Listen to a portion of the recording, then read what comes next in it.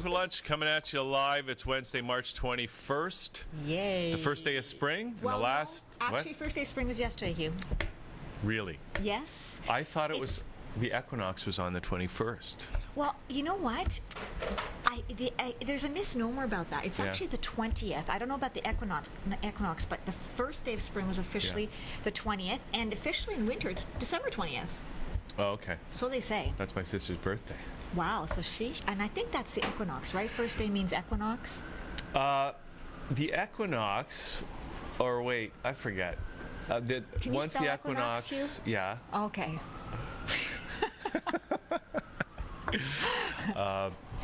One's the equinox, and then there's the other name for the spring Summer and the fall. winter solstice. Okay. Okay, I think it's solstice. So the solstice is when the summer is when the sun is over the equator, right? No, I don't know. No, the solstice is when the sun is directly over 90 degrees over the Tropic of Capricorn? Cancer if it's summer in the northern hemisphere, and Capricorn if it's the southern hemisphere. Well, equinox is where it's over the equator. Okay, so even if you're handing me a line here, I believe it. Okay, well I believe it. Well, yeah. But anyways, happy spring. Usually, when the first day of spring in Toronto, it feels like winter, but this year the first day of spring feels like summer. So yeah, we haven't had a spring so far. Well, it's been a spring. Well, actually, our winter's been spring. Yeah. Really? I've been riding my bike since I don't know, maybe March only this year. One year I did it. Quick question for you. Go. Coming to bikes, okay? We have those bike lines on the right. In Toronto, we have those bike lines on the right-hand side. Yeah. So when I'm driving and I have to turn right. Yeah. Okay, I have to cross over that bike line. Right. Bike lane. Yeah. Okay, so if the biker is coming and he's like 4 cars behind me or 3 cars behind me, do I have to wait for this guy, or can I just turn and kind of cut him off? Well, if he's 4 cars behind, you're not really cutting him off. Well, but see, there was one where he was about 3 cars and he was coming pretty fast, and so I actually waited. Well, just treat it like I would say, just treat it like a car. If it was a car that you would not want to cut off, and the biker is in the same position at the same speed, you don't want to cut off the bike either. Just treat it like a car. But do the bikers, the cyclists, do they have it that way? Because this guy was coming pretty fast, and I didn't get the feeling he was going to slow down. Okay, this is a big debate. I'm a biker. I know, that's why I'm But asking I'm also a very experienced driver. Okay. And I must say, they have the what's it called? The Critical Mass, last Fridays of the month. This is where all the bikers get together. It's kind of a radical bikers' rights type of thing. Anyway, I've gone into it a couple of times, and sometimes, frankly, I must say, I see these bikers who are militant bikers, and they're like yelling and swearing at the cars, and I don't think that that's right. I think that bikers need to follow the rules of the road the same as cars do, and they have to respect the cars as much as they're asking the cars to respect the bikes. And that's the problem, because I know technically I have the right of way, but if that guy is going really fast and I'm going to kill him. Well, right, and that's not going to make me feel very good whether I'm technically right or not. Well, yeah, right? You don't want to kill anybody, but on the other hand, if you're in front of him and if you're not cutting him off, like as if you don't want to cut him off, you want to treat him with respect. But on the other hand, if you're turning right, I think you have the right to go in and turn right. Okay, so if there's an accident, how do the police, how does the system look at it? Like they're another car? Do you know? Yeah, I don't really know. Okay. Because the one thing that I really am unclear about is the whole thing where you get doored by a car. If somebody opens up that's another good the point. door, and who's hitting who? Is the biker hitting the car? Although the car did not think enough to look and open his door. Yeah.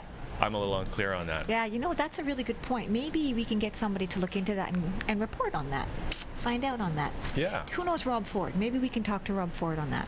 We should have Rob Ford in the show. Or maybe Glen Allen knows, who's going to be one of our guests. Excellent. So let's ask Glen. We've got a really busy show. Let's just tell everybody, Glen Allen's coming on. He's the executive director of the Mint Film Festival, and they are celebrating World Water Day with the film festival World Thursday Water night. Day. That's That's fantastic. tomorrow night. So we're going to talk to Glen. We're going to get a trailer from the film. Also, Shahmeen is here. She's with Anjali Leadership. We're going to talk to her all about her stuff. That's a very cool name, Shahmeen. And Carmelita Blondet will be here, owner of Divine Decadence Originals. Okay, is that food? I don't think it's food. Oh, okay. Although I We'll know what you find out. mean. I'm thinking food too. I'm thinking chocolates. Yeah. I'm thinking, yeah. And Anything sweet yep. and guilt laden. Also, Hunter Williamson is coming in with Nick and Cyril from Hunter Williamson Design, and we're looking forward to that. Nice. But we're going to start the show off with Abstract Artform. This is a phenomenal hip-hop funk group from Winnipeg. Wow. And they're here in town for, what is it, Canadian Music Week? Is that? Yeah. Canadian Music Week. Yes. Already here. And they're Wow. performing at the Comfort Zone. And, See, I remember it being freezing with Canadian Music I Week. know. It is boiling. I've been freezing with North by Northeast, Yeah. which is Oh in my June. God. But That's here we are. It's like summer, Canadian Music Week. It's fabulous. Unbelievable. So Excellent. Welcome, guys, to Toronto. Yay. and it was even warmer in Winnipeg. But no anyways, way. well, a couple of days ago, right? 28 or something like that? So it's no longer winter peg, it's now spring peg. Summer peg. Or summer peg. Anyway, we got some videos from these guys, and it's Excellent. awesome. I've been watching them all morning. So let's check this one out. I think this is I Am Canadian from Abstract Artform, and we're going to come back with the group right after this as Liquid Lunch gets underway on a Wednesday. We'll be right back.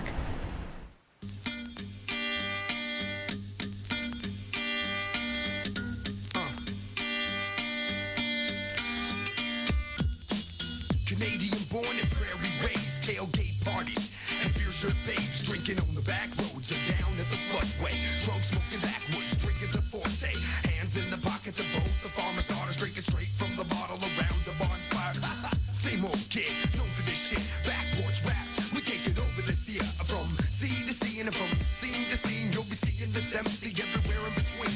Abstract art form, yeah, the name's getting known. Canuck, white boy, hoes are making some noise. I'ma keep it with that northern touch. I'm a born rascal, just won't stop it for a buck. I might get a little loony, but I'm the son of a farm family trying to make some money. Yes, I am Canadian with the beer in my hand screaming.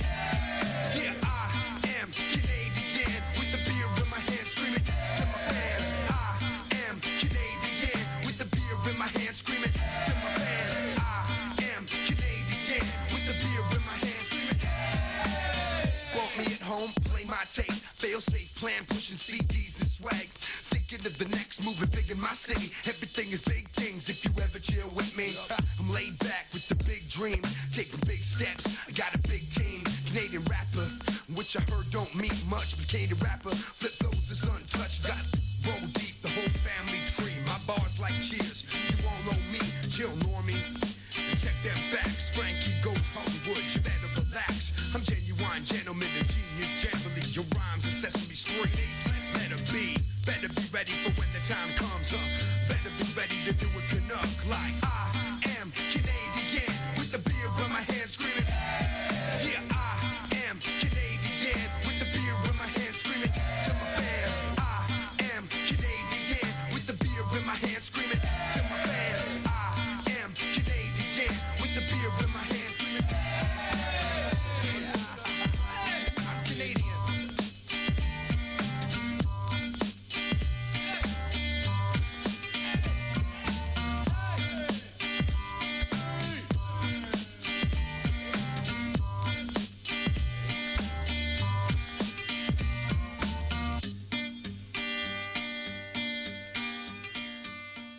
Hey, that's great. I like that. I really like that video. And Shay, we've got you here. Great. Welcome to Toronto. I guess you've been Thank here you. before, right? Yeah, a couple times, yeah, for sure. And also we got Bishop and Toad. Yeah. And so that's actually I'm really loving that the music. I've been playing it all morning and really enjoying it. So what's the story of Abstract Artform? How did you guys get together? I started out as a solo musician and producer for a couple of years, and then I realized that just to stand out in hip hop, that it'd be nicer if I had like kind of a full band sort of thing. And I came from that background anyways. So a lot of the music I was doing, I ended up I'd known Mike for quite a few years. Actually, the first time we met, he pulled me out of a ditch with a truck, and was it my Mustang? Is that well, there's a country / hip hop song there. Oh, definitely, yeah. And that's what kind of started it. We became friends, and then after a while, we just decided to do the band thing. And then once that happened, it just changed the dynamic altogether. And from then on, I just decided I'd never go back. I would never do anything without having a band around. So it's like a live band? It is a live band. I do most of the writing and stuff these days still, but it's kind of reverse engineered after the tracks are all done and the whole band plays everything, and then and it's been that way for about 5 years now. 4 years. 4 years, 4 years, I think, yeah. And we've done a bunch of festivals. Like we're here for Canadian Music Week, but we've done like North by Northeast. We did like Indie Week recently in November. All over the place. We're heading out to South by maybe next year, so we'll see about that.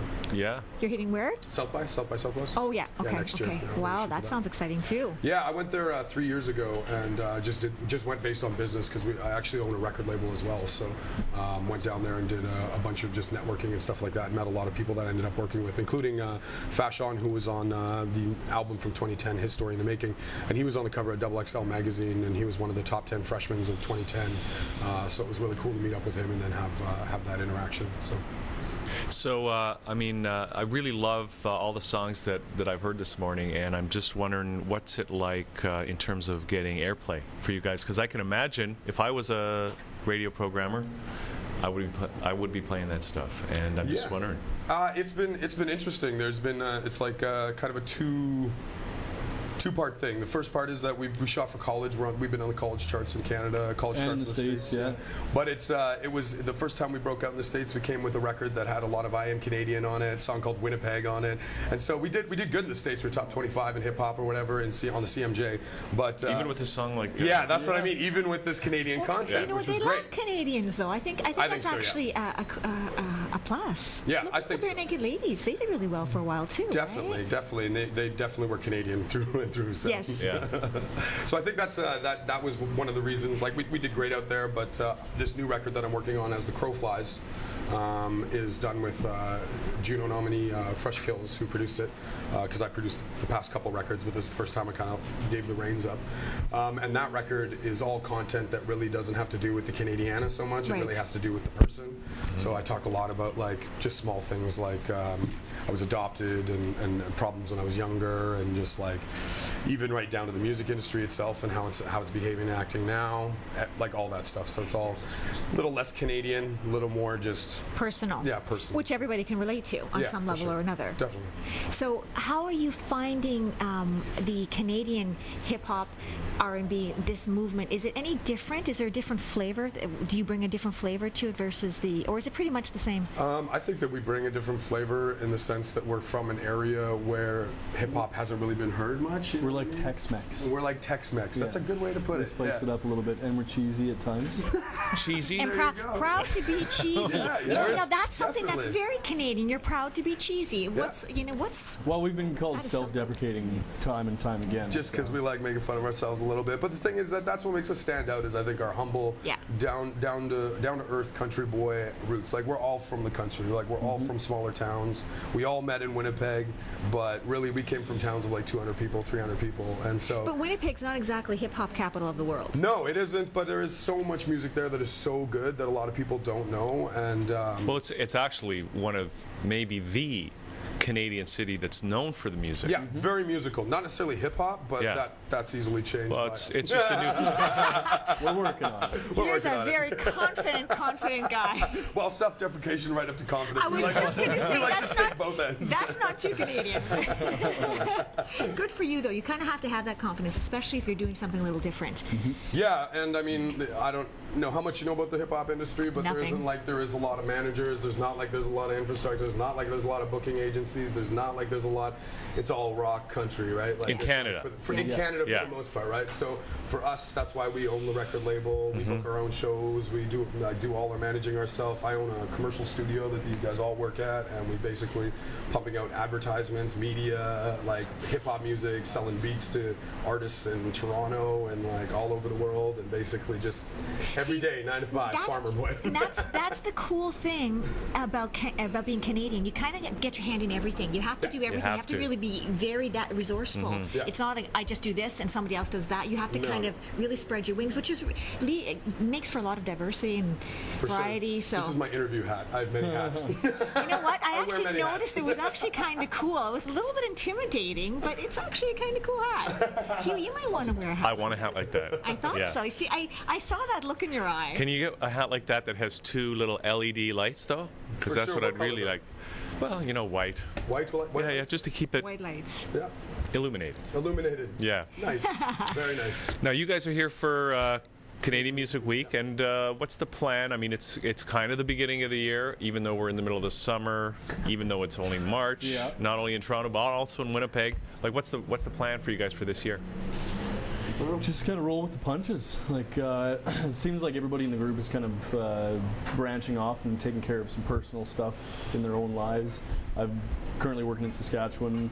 Our bass player is going to Vancouver for a couple of months. So I think we might even just kind of chill out a little bit, take a step back, kind of refocus A little bit of an early bit. summer vacation. Yeah, Yeah. and just a vacation. The album's done now, so I've Yeah. basically we've been in the studio for like 6 months, and so I think long like time. after tour, we toured Canada like 3 times last couple years. 2.5? 2.5, something like that. Yeah. Wow, So we just wow. basically are like, okay, we're done with the road for a little bit.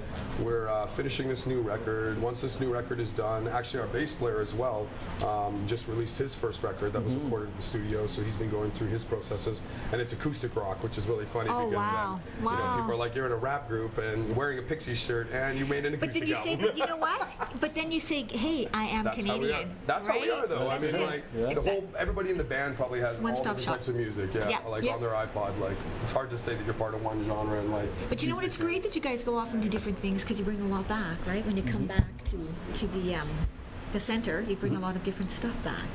I think.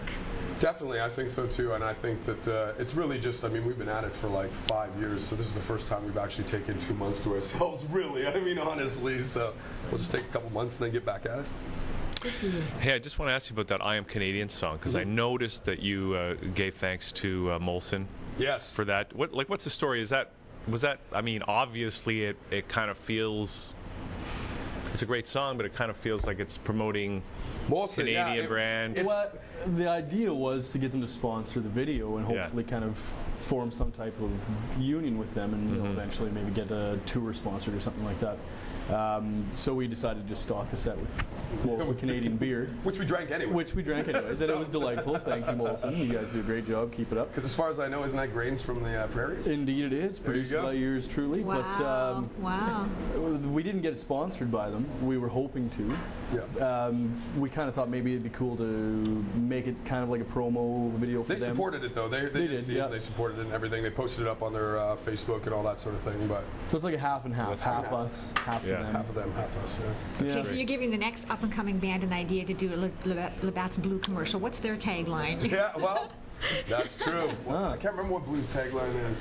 I don't know, but who Everything knows? They're tied into the Winnipeg Blue Bombers, though. That's why they were blue, weren't they? It's something to do with the maybe. So Winnipeg. that's Well, a there you- natural for you guys, so, yeah. then, right? That's one. See, we know our Winnipeg history. We try and keep it down. I'm a Riders fan. Do you know 911 was invented in Winnipeg? No. The emergency line 911 was invented by a person from Winnipeg. Another fabulous Canadian fact, Wow. right? Yeah, We're another full of one, yeah. We got tons. Why did they pick that number? Because that number went horribly wrong. That's true. Very valid point. Okay, so I want to ask you too, because you got the 2 songs, and we're going to play one in a minute. One with working with did you actually work with Doodlebug from Diggable, yeah, Diggable yeah. Planets. Actually, that's an interesting story because we started working together. We did one song. I met him through an artist actually in Toronto, which was really cool. I was working for a DJ here in Toronto doing some business stuff. Like I said, I've been on the business end of things as well for a long time, not just the rap, but the proposals and paperwork too. And so we did some work together, and then he introduced me to Doodlebug, and I basically hit him up online, and we just started talking back and forth, and we ended up doing Summer in the City together, the song. And is that a remake or is that an original? It's original. Like I wrote the original. I took little pieces, obviously, from Yeah. Love and Spoonfuls, are just like pieces that people recognized a little bit, just to because I like that recognizable kind of vibe to it Right. or whatever. Yeah. So people can almost feel like they can sing to it before they even know the words. And so we took that little piece there, and even the Violent Femmes. I took a little piece from the Violent Femmes in the song, but essentially worked together with him. And after that was done, we were like, man, we should shoot a video for this. So we met up in Toronto, met with director TJ Derry, and did the video that you guys will be showing. And then after that, we spent years hanging out. He flew into Winnipeg for the release party. So there was like a packed house that he basically rolled in on and did some Diggable Planet stuff and did the Wow. song with us, It was which was awesome. crazy because awesome. had the full band, right? So we had. Did you know that he's won a Grammy? Oh yeah, Yeah. In the Thought I'd '90s, mention I that. heard about that. It's Yeah. amazing. He's cool like that. Yeah, he's cool. Like that. But yeah, so basically did that work with him, and then last week, about a week and a half ago, actually, this is brand new announcement, actually probably to the rest of the here world. on This that is channel. exclusive right here. Yay. You heard it here first, but him and I are working on a new EP together, so we're in a new group together called Living Proof. So we're basically, this is probably one of the first times a Canadian artist has like actually gotten into a group with a Grammy Award winner Wow. of Doodlebug's like prestige, you know what I Yes. mean? Like essentially, it's like he's up there Congrats. with Tribe Called Quest, For sure. Diggable Planets is up there with Far Side, with all those people. So to have him and me that close, and to be like, let's be in a group together, man. Let's do something crazy. You so must be flying. I am. And Living Proof was a great title for the Wow. group because it's living proof that hip hop exists all over the world, and that Excellent. like you have an older generation African dude, and then you have myself who's Latino and white from like a little farm town, one Canadian, one American, two different generations, two different styles of hip hop combining together for one cause, which is living proof that hip hop's what it is. So, Wow. yeah, Okay. super pumped for that. Since you guys were talking about hip hop so much, and hip hop is a relatively new musical form, and since you're in the business at so many levels, I'm just curious, do you have any insight about what the next big musical genre might be? The next genre? Yeah, the next genre. Well, dubstep's taking over the little kid scene, so I mean that's like everybody's all up into the dubstep and like. I'm that gonna sort of thing. I'm gonna throw this out there. I personally think that tap dancing is gonna make a comeback. I really do. I will bust out. But the I love that tapping sound. I do, but It is here's the amazing. thing. There's I this love that sound awesome too. technology now. You can get triggers put on anything, right? So you could probably tap dance Yeah. and make And make music at the beats. same Oh, that time. is You could. awesome. I think I just created the new genre. You're welcome, Excellent. world. Toad, do you have anything to say on this? We haven't heard anything from Toad yet. Oh, Toad, what do you think? Toad. Ribbit. First of all, what do you play in the group? I'm the DJ. Okay. You're the DJ. Yeah. So you're not. you must have an insight because you have to have a encyclopedic knowledge of all kinds of music, right? Yeah. I guess I'll kind of agree with him with the dubstep. I don't like it, but Well, I don't even know You what don't like dubstep it? is. What is Yeah. it? That's pretty much what it is. pretty It's wild. like a techno drum and bass spin-off, like I don't know, electro sort of sounding. Experimental. Experimental. But the thing is that like I've even heard that like Skrillex.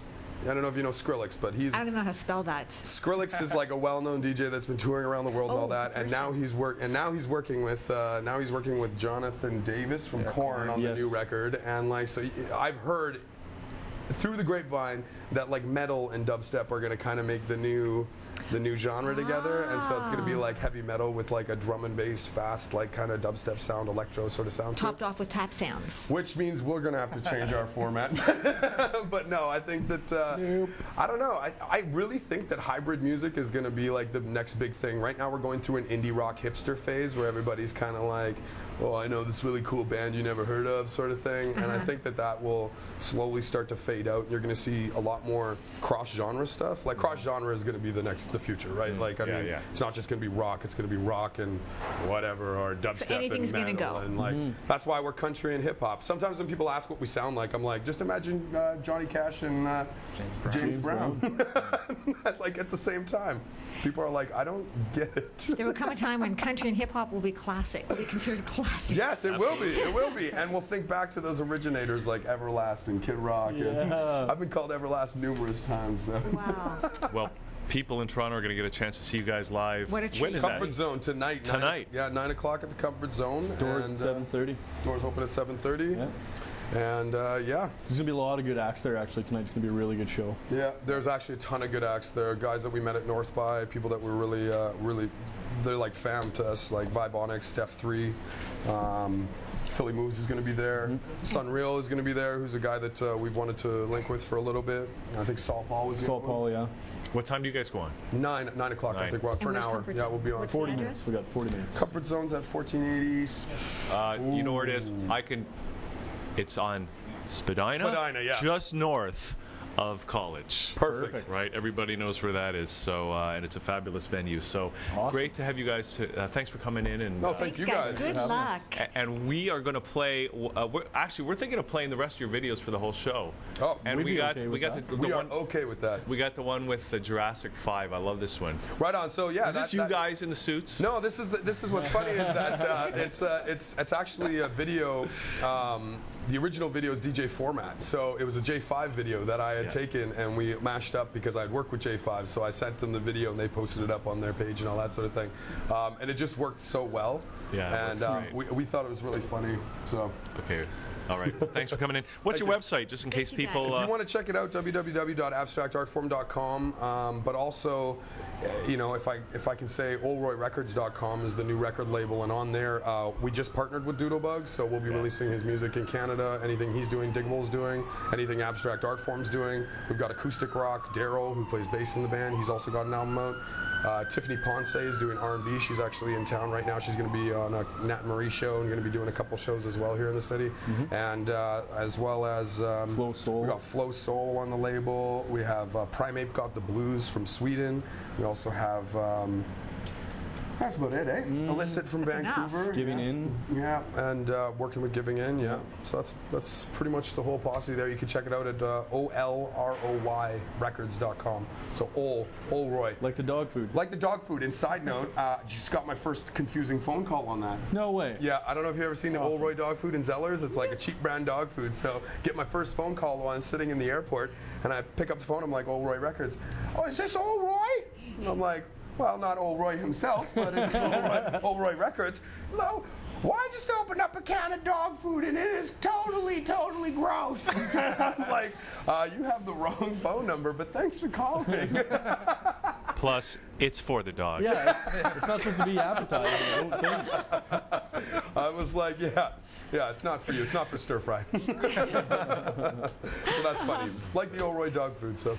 Okay. Wow, All you right, could be guys. branching off into a whole new field. Yeah. Yep. Hey.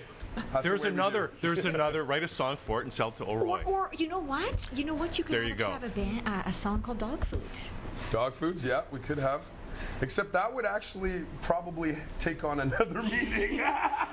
Yes, it would. I don't think we should talk about that. We'll explore that. Yeah. That's Next another time. show. Okay. So thanks, guys. So here's the video. Abstract Artform with Jurassic 5 and what's the song called again? Bring it back. featuring Bring it Akio. back. Yeah, Akio Awesome. from Bring it J5. So we'll be right back with Glen Allen as Liquid Lunch continues. Yeah, this is I Killed MC, Jurassic 5, MC, represent. Yo, right, well, Phil, they call me Dr. Phil. Got the answer to the cure, they call it I Kill. Fill up your drumming with the Philharmonic devices and the spices to make it sound atomic.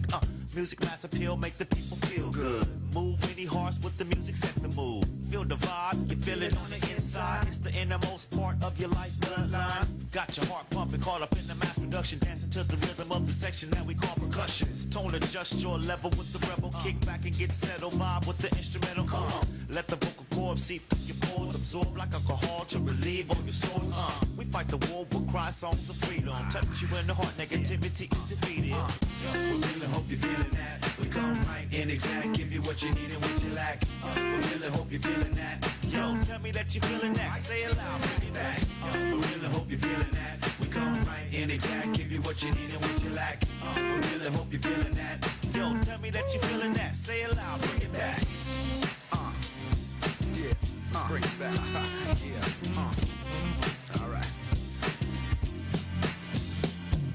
You feel that we real cats? I'm abstract, chilling with the master of raps, Mr. I Kill laying tracks. So take a number and get in line, cause it's time for the rhyme minister of Canada, the sound manager, MC damager, to ram at your face with a gallon of mace, coming straight from the place in the body where the soul feels good, cause you know it should. Every time you hit rewind and play the tracks, so play it back 1, 2, maybe 3 times. Feel these rhymes, we so inclined to move the body, mind, and soul. Bring it back like a loop track and move the whole globe. Oh no, don't even want this verse to end. So sit back, relax while I ask the master, grasp the facts, and pass the tracks and high class raps to those who lack what we pack it in the back. Yo, we really hope you're feeling that. We come right and exact, give you what you need and what you lack. Yo, we really hope you're feeling that. Yo, tell me that you're feeling that. Say it loud, bring it back. We really hope you're feeling that. We come right and exact, give you what you need and what you lack. We really hope you're feeling that. Yo, tell me that you're feeling that. Say it loud, bring it back.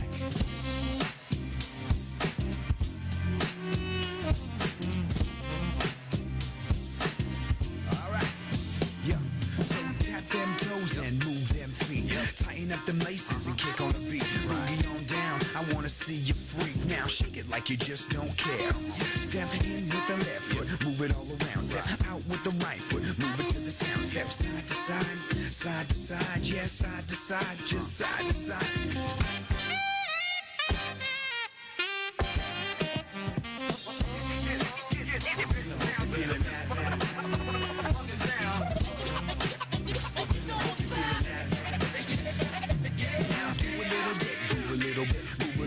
Do a little this tip top, hip hop, pit stop. Take it to the gift shop for a lyrical souvenir, a miracle grooving here. I live a smooth veneer like a dental surgeon, musically demented servant with the perfect rhyme circuit. They keep it going, dance and get it going. I'm like a gong show, I'm like pronto upon the microphone. Oh.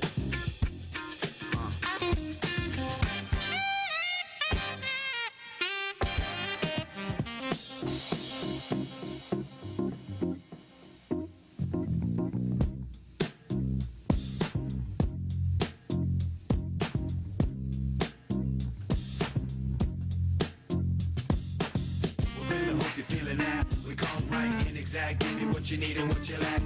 We really hope you're feeling that. Yo, tell me that you're feeling that. Say it loud, bring it back. We really hope you're feeling that. We come right in exact. Give you what you need and what you lack. We really hope you're feeling that. Yo, tell me that you're feeling that. Say it loud, Bring it back. I love that. It's a great song. They're an awesome We're group. going to be playing that stuff for the whole show because I just love that stuff so much. You really do want to get up and dance. I would do, yeah. Hey, we got Glen Allen here joining us at the table. Glen, Glen. Hey, Executive Director of the Mid Film Festival. nice to be back. Which I didn't know stood for Made in Toronto.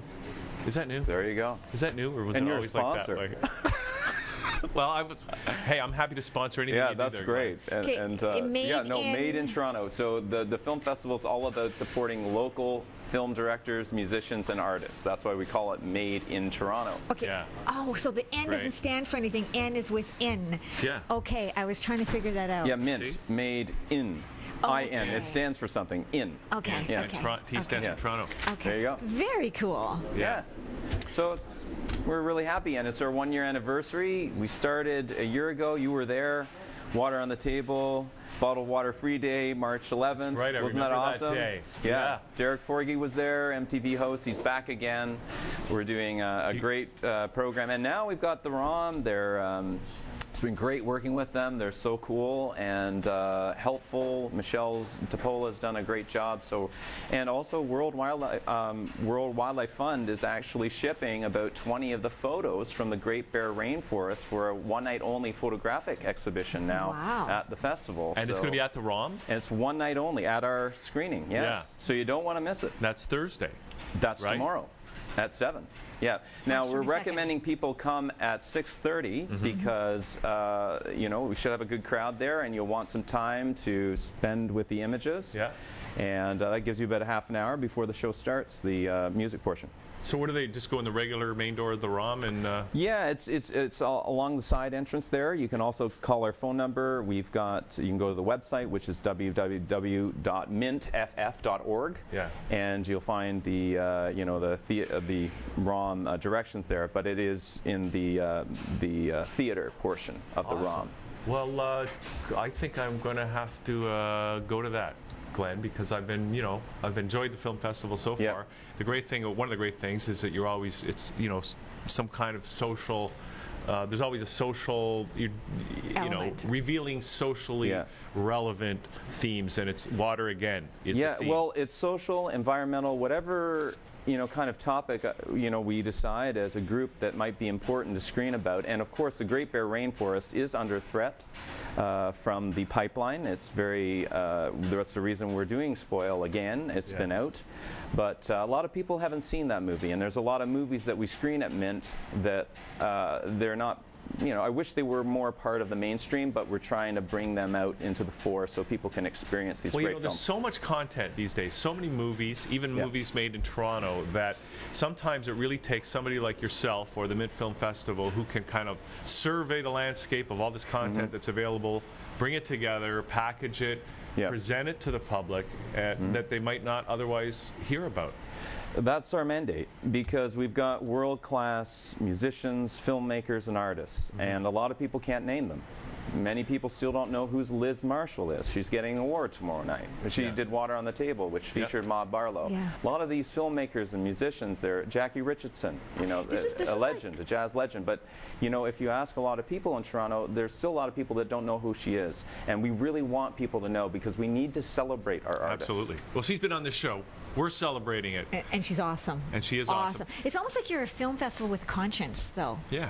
Kind of. That's how there's a reason for. It's not just your super Hollywood action. Oh, that wasn't why we were founded. The reason, absolutely, the reason that Mint came into being was I was executive director of the Toronto Dollar at that time in 2010, and I was trying to figure out a way to promote local currency, in fact. And I thought a cool, hip way to do that would be through a film festival. Wow. So we started that idea, and I kind of ran with it later after I finished my executive director position, and we ended up, it was going to be called the Toronto Dollar Movie Night, but we changed it to MINT, which stood for Made in Toronto. And at the time, it was the best that I could come up with. That's a great name. Well, what you can do with that. I think it works. It was kind of nice. It was kind of a nice acronym, MINT, and then Made in Toronto. And we started out with films. We did Liz Marshall's film, but then it evolved. We got musicians.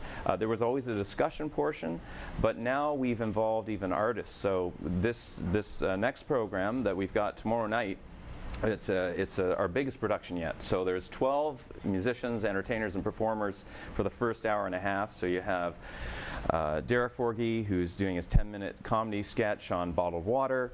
Then you have, and while that's all going on, we have Steve Houston, who's an iconic artist here in Toronto. He's going to be drawing images of the Great Bear Rainforest and doing a painting. While then Dylan, Suba, and myself, we're going to be singing some songs. We're actually doing Sarah Harmer's Escarpment Blues, an a cappella version of that. Nice. Singing a song of mine. Then Jackie Richardson's going, Sterling Jarvis. They're going to, and not only that, we've got a juggler. I heard about that. This you gotta see. My cousin, Ted, who is an internationally acclaimed juggler, and he actually just happens to be coming from Germany to Toronto, and he was here a day earlier, and I kind of found that out. And I said, hey, Ted, do you want to juggle? Well, and do something themed around water, because it's all on World Water Day. That's the other thing. It's not enough to just perform at the Mint Film Festival. You have to perform, and it has to have a little bit of a theme and a message. So, right. when you hear that there's a world-acclaimed juggler in town, yes, you don't walk, you run. You run get and them see Ted, into and he's your my cousin. event. Hey, Glenn, He's an awesome guy. We got the trailer, right? For Yes, the, and for absolutely, the main the film. Do you want to watch that right now? Let's yeah. Just before we play it, yeah, let's talk a little bit about the film. So this film is. Okay, first or after? Okay, after? Yeah, I'm let's so do it excited. after. All Well, right, let's watch this, absolutely. and then we'll come let's back. watch the video and talk about it. And then we'll. Right on, you're the man. Okay, good. Okay. Let's check this out.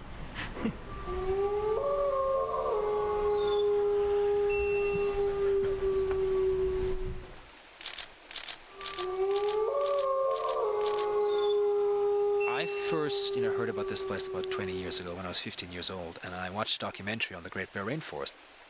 I distinctly remember the white spirit bears, the wolves on the beach, and I remember how this is one of the few places left on this planet where a wild land meets a wild ocean still. Well, this is incredibly unique.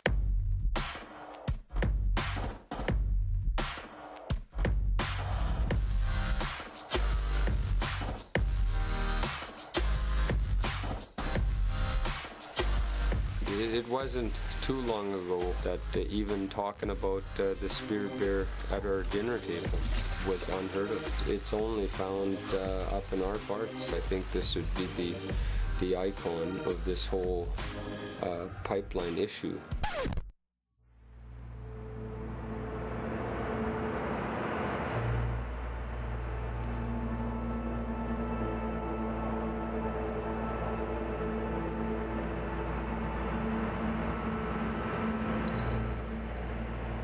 When I saw those images of the Gulf spill, to imagine that, that's the same kind of future that this coastline would have,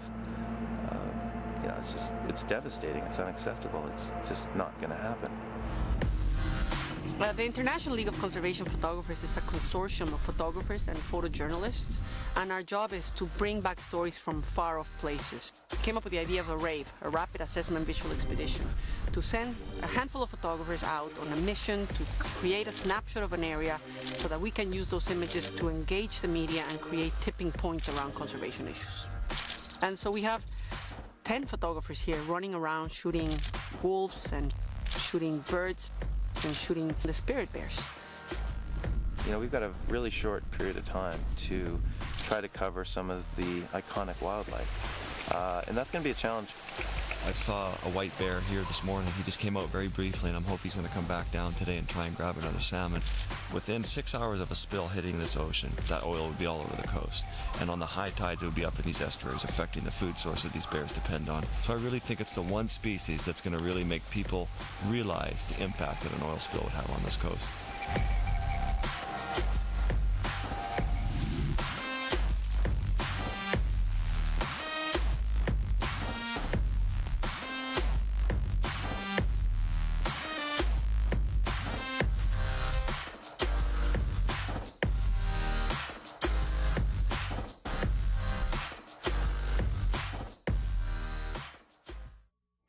Glenn, so that's an awesome looking film. I mean, just the cinematography and it kind of takes you to that place. Oh yeah, it's beautiful. Like, I mean, the images that are in that film are worth it. I mean, we now have the photographs as well, but I mean, that film's going to be amazing. One thing about the video, I was watching it, and I loved how Pacific Wild, I think he's the executive director, I forgot his name, but I have talked to them, and you saw his resolve, like it's not going to happen.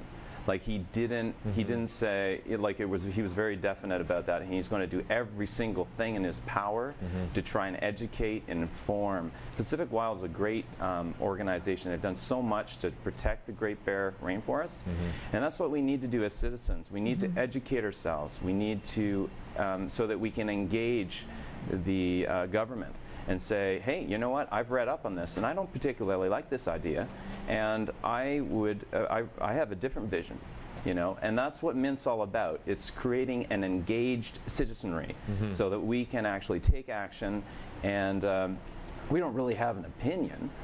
We present ideas, right? I do have an opinion, and I have a very strong opinion.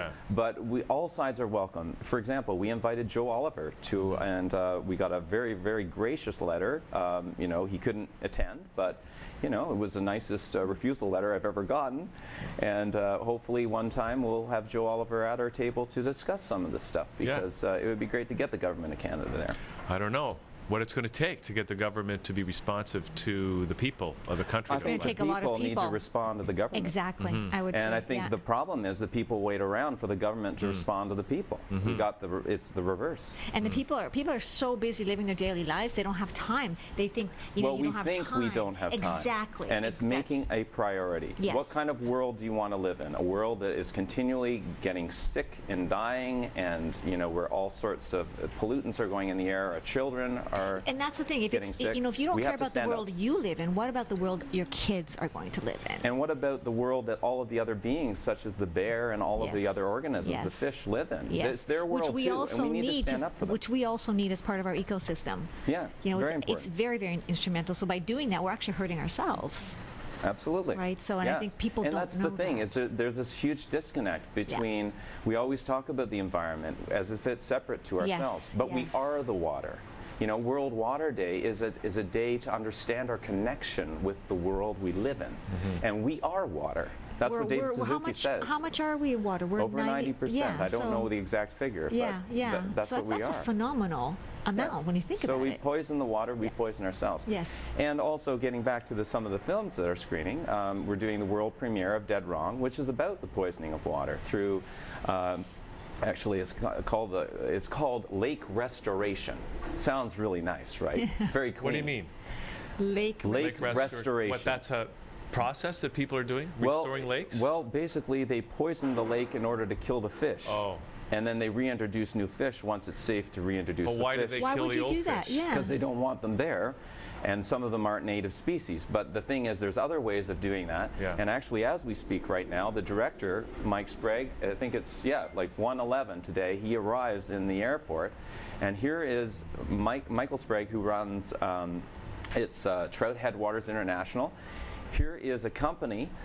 He has largely financed this film himself as a producer, and it's been professionally done. But here's a corporation that is really taking a stand. It's doing the right thing. It's not poisoning the lake. It's what he does is install bulrushes, all sorts of things. They rebuild the lake basically to create the habitat that will attract the native species. That sounds like real lake restoration. That's what lake restoration should be, in my opinion. But the other ones are very quick. But there's a cost, because we're poisoning the rivers. Well, when I take this glass of water and drink it, guess what I'm drinking? I'm drinking all the poison that we put into the lakes. How did you know we got that out of the river? Well, the river flows into the lake, and then we drink it again. And I think a lot of the time is realizing this connection with water, and also it's us. You know, the water is us. Now, okay, to your question about drinking that, to your comment about that water. Is bottled water better? Because there's so much controversy about that. Yeah. Well, Tony Clark will, our featured guest speaker, will be talking all about bottled water. Actually, bottled water, if I had a bottle to show you, I could tell you, but it's about this much oil that goes into the creation of each bottle of water that you consume. You're drinking oil? No, in order to make the plastic, to ship the water, to drive it all around, you're burning a lot of oil. Wow, okay. Bottled water is the biggest scam going. I think the only thing bottled water is good for is to juggle. You can juggle bottles of water. Yes, and I think Ted's going to do something like that. I've instructed him to do some sort of water-based theme, so I'm interested to see what he'll come up with. But you know, Derek will be doing what we call his lambasting critique of the bottled water industry, and it's very fun and humorous. But it also teaches us that we don't need to buy a bottled water. I mean, we have, you know, municipal water that's tested every 4 minutes. It's clean, it's drinkable, and it's the very same stuff they're putting in the bottle. They're just selling it back to us. You know, most bottled water, which you may not know, is municipal water. I think it's something like over 90% of it. I never buy those waters. I never hardly buy water. They get a break from the government, and they get the water for next to nothing. So we're actually financing the whole bottled water industry through our taxes. So it's time for us to take back the tap, as Tony says, and not drink bottled water. And actually, it's healthier anyways, because with the plastic, the plastic leaches into the water. Yes, so that's not very healthy for you. So what you need to do is use either glass, but glass is kind of problematic. It can break. So maybe a stainless steel container, and just take your water with you and fill it up at the tap. Because it's just as safe. It's safer. The old standard, eh? Just the old standard. Once again. Well, plus you can get those special bottles that have magnets in them that somehow impart some sort of healthy quality to the water. But if we keep the water healthy in the first place, we don't have to do that. That's a very good point. Yeah. See, there you go. And the other thing is, I don't know if you know this, but do you know how often bottled water facilities are inspected? No. Our municipal water is tested every I think it's 4 hours. I said 4 minutes. Sorry about that. That was wrong. But it's every 3 years, if that. And sometimes they're sitting in the stores for about a year. Yeah. Wow. Getting hot in the window. Who knows what's happening to that water? Actually, it's just I being teach stagnant like that. I teach singing lessons. And one of my, parents of one of my students said, I bought bottled water the other day, and it really tasted like plastic. I didn't like the taste. And I said, well, it tastes like plastic because it's in plastic, and you're actually drinking plastic. So I was able to, it was a really great moment. And that's what Mint is so great about, is that we can talk about these things and educate. And she doesn't buy bottled water anymore. Wow, and she's actually saving her family money. Absolutely. And she's quite concerned about her kids and her health. So you're better off to spend on some good stainless steel canteens and use that, and then it lasts you forever. My only problem is I always misplace them because I'm absent-minded. But still, somebody else gets a bottle. I'm spreading the, spreading the love. Yeah. Well, listen, tomorrow's the festival, right? At what time should people show up again? Well, to view the photos, which I really recommend, we're suggesting people come a little earlier, like 20 after 6, because the doors open at 6:30. I know that's kind of tight sometimes with people working. Don't worry. If you can't get there till 7 or even 8 o'clock, the show runs till 11. What time does the first film start? The first film starts at 8:45. But the music starts at 7. And there's 3 films. Okay. There's 4. There's 3 shorts. 2 of them are 5 minutes. The other one is on the moraine. The moraine can't wait, so we're talking also about the Oak Ridges moraine, which is very important. And then the spoil. Tony Clark talks. He does his 20-minute speech. Then we have a panel.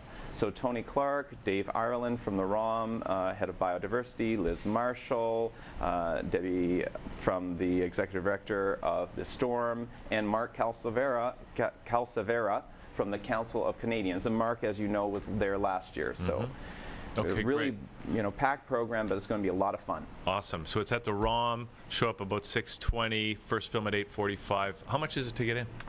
In advance, and we recommend that you do book your ticket in advance. We have a lot of interest in this, so call us, 416-707-1077. You can reserve your ticket. We can take a payment over the phone. It's quite simple.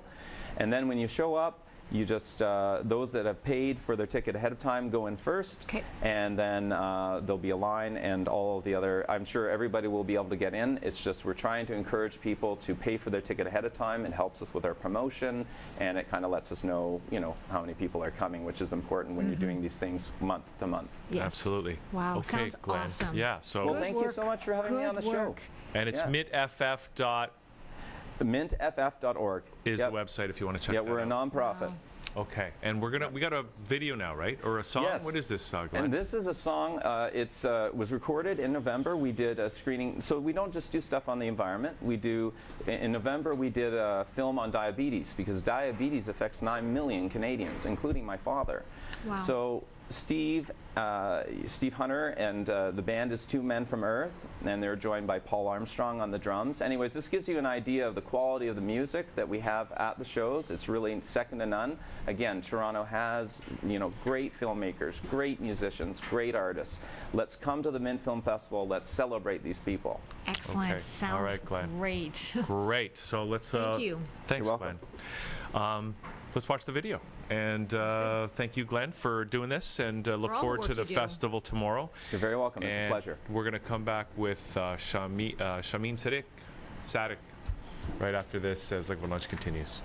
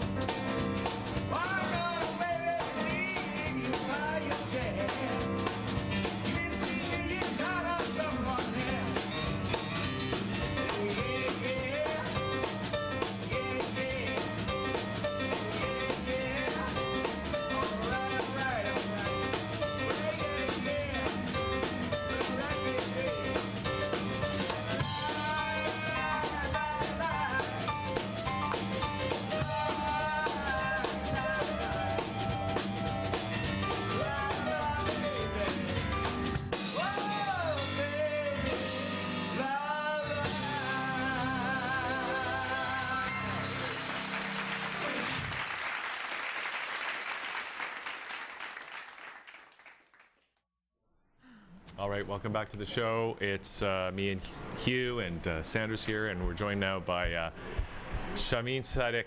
Sadiq. Sadiq.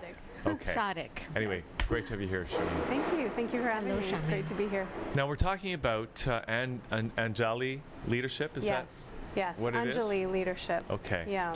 So, what is that exactly? Well, it's a company that I founded a few years ago here in Toronto, and the focus is on leadership training, leadership development consulting, and executive coaching. The word Anjali actually means, it's a Sanskrit word, and it means heartfelt offering. And for me, after 15 years of work in the corporate world, this was my heartfelt offering to step into something quite a bit different from what I had done in the past. So how was this different? Well, I worked actually in the Ontario Public Service, and I was constantly disappointed and frustrated that nothing that we ever embarked on ever seemed to come to fruition. And the disappointment... It's okay, it's only tax dollars. Yeah, I have a strong opinion about this. There are a lot of ways that we could be doing better with those dollars, but I didn't know how. I didn't know what. From within the system. From within the system. Yeah. So I was fortunate enough to have an executive coach at the time who was someone I had met, and she and I had a conversation together, and she said, you know, this might be the kind of work that you want to do. And at first I thought, no, I can't. You know, it's not. I'm on this other career path. But as time went on, life began to show me signals and indications that something needed to be different, that the old ways of operating were not going to work anymore.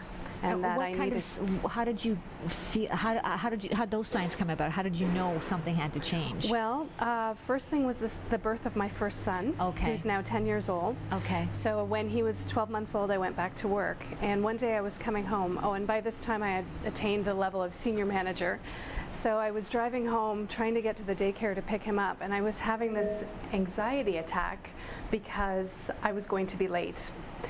And then that night, I was in a hurry to feed him and put him to bed because I had 100 emails that I hadn't answered that day. And it was at that point that I said, something's got to be different. There's no joy. What is the point? And I want to do things that make a difference. I want to do something that makes a contribution to making someone else's life better, but not like this, not at the expense of my own son and my own health. And health problems began to show up as time went on. So those were some of the signals. Wow. Yes. Yeah. Wow, good for you for taking the initiative to do that. I think a lot of people are doing that. Well, a lot of people, you hear a lot about people that are in this kind of business, this helping business. Now you're helping people who came from the corporate sector and who, similar story, they just got so sick of it that it was affecting their health, affecting their family. Sometimes, and sometimes I work with people while they're still, most of the time actually, I work with people while they're still in that world. And here's the thing, I wished I knew what I know now back then, because it really could have made a difference. So I wanted to talk to you a little bit about how I help people. So most of my clients are corporate leadership teams, and in the past few years, most of my work has actually been in the United States. I've noticed a Canadian theme in your guests today, and I want to underline that I'm now beginning to realize we really need this work here at home. And thinking about government spending, thinking about some of the political things that are going on right now, the robocalls and the Drummond Report have really brought to my attention that my offering needs to take hold here. There's a real need for what I have to offer. Well, it's interesting because you live in Toronto. I do, right? Yeah. I've been traveling all over the U.S. for the last 2 years. Now, what is it about those Americans that they always seem to be more receptive to a good idea, whereas Canadians tend to say, no, we'll just keep doing things the old way. It's worked for us before. We don't need any new ideas. Yeah. I do think that the Americans are a little more assertive on that front. But I'm noticing a shift here now. I'm noticing that there is more interest, and I think that a lot of the the media that we read these days is pointing to a need for greater leadership. The problem is we don't really know how to build it. So what we've done in the past is we've sent managers and leaders to trainings where they learn a lot of how to. Here are the 10 things you can do to be a better communicator. Here's the top 5 things that will derail your career. Here's what you should do to be a better delegator. The problem is we haven't looked inside at these leaders' inner operating systems to say what kind of a foundation do they need inside that will actually help some of this stuff that they're learning stick. So most of you and many of the viewers of this program have been to a leadership training or some kind of a conference where you have this epiphany and you just think, wow, my whole life is going to be different because of what I heard today. And 2 weeks later, you're back to the old way. Yes. Yes. So my training is not meant to be like that.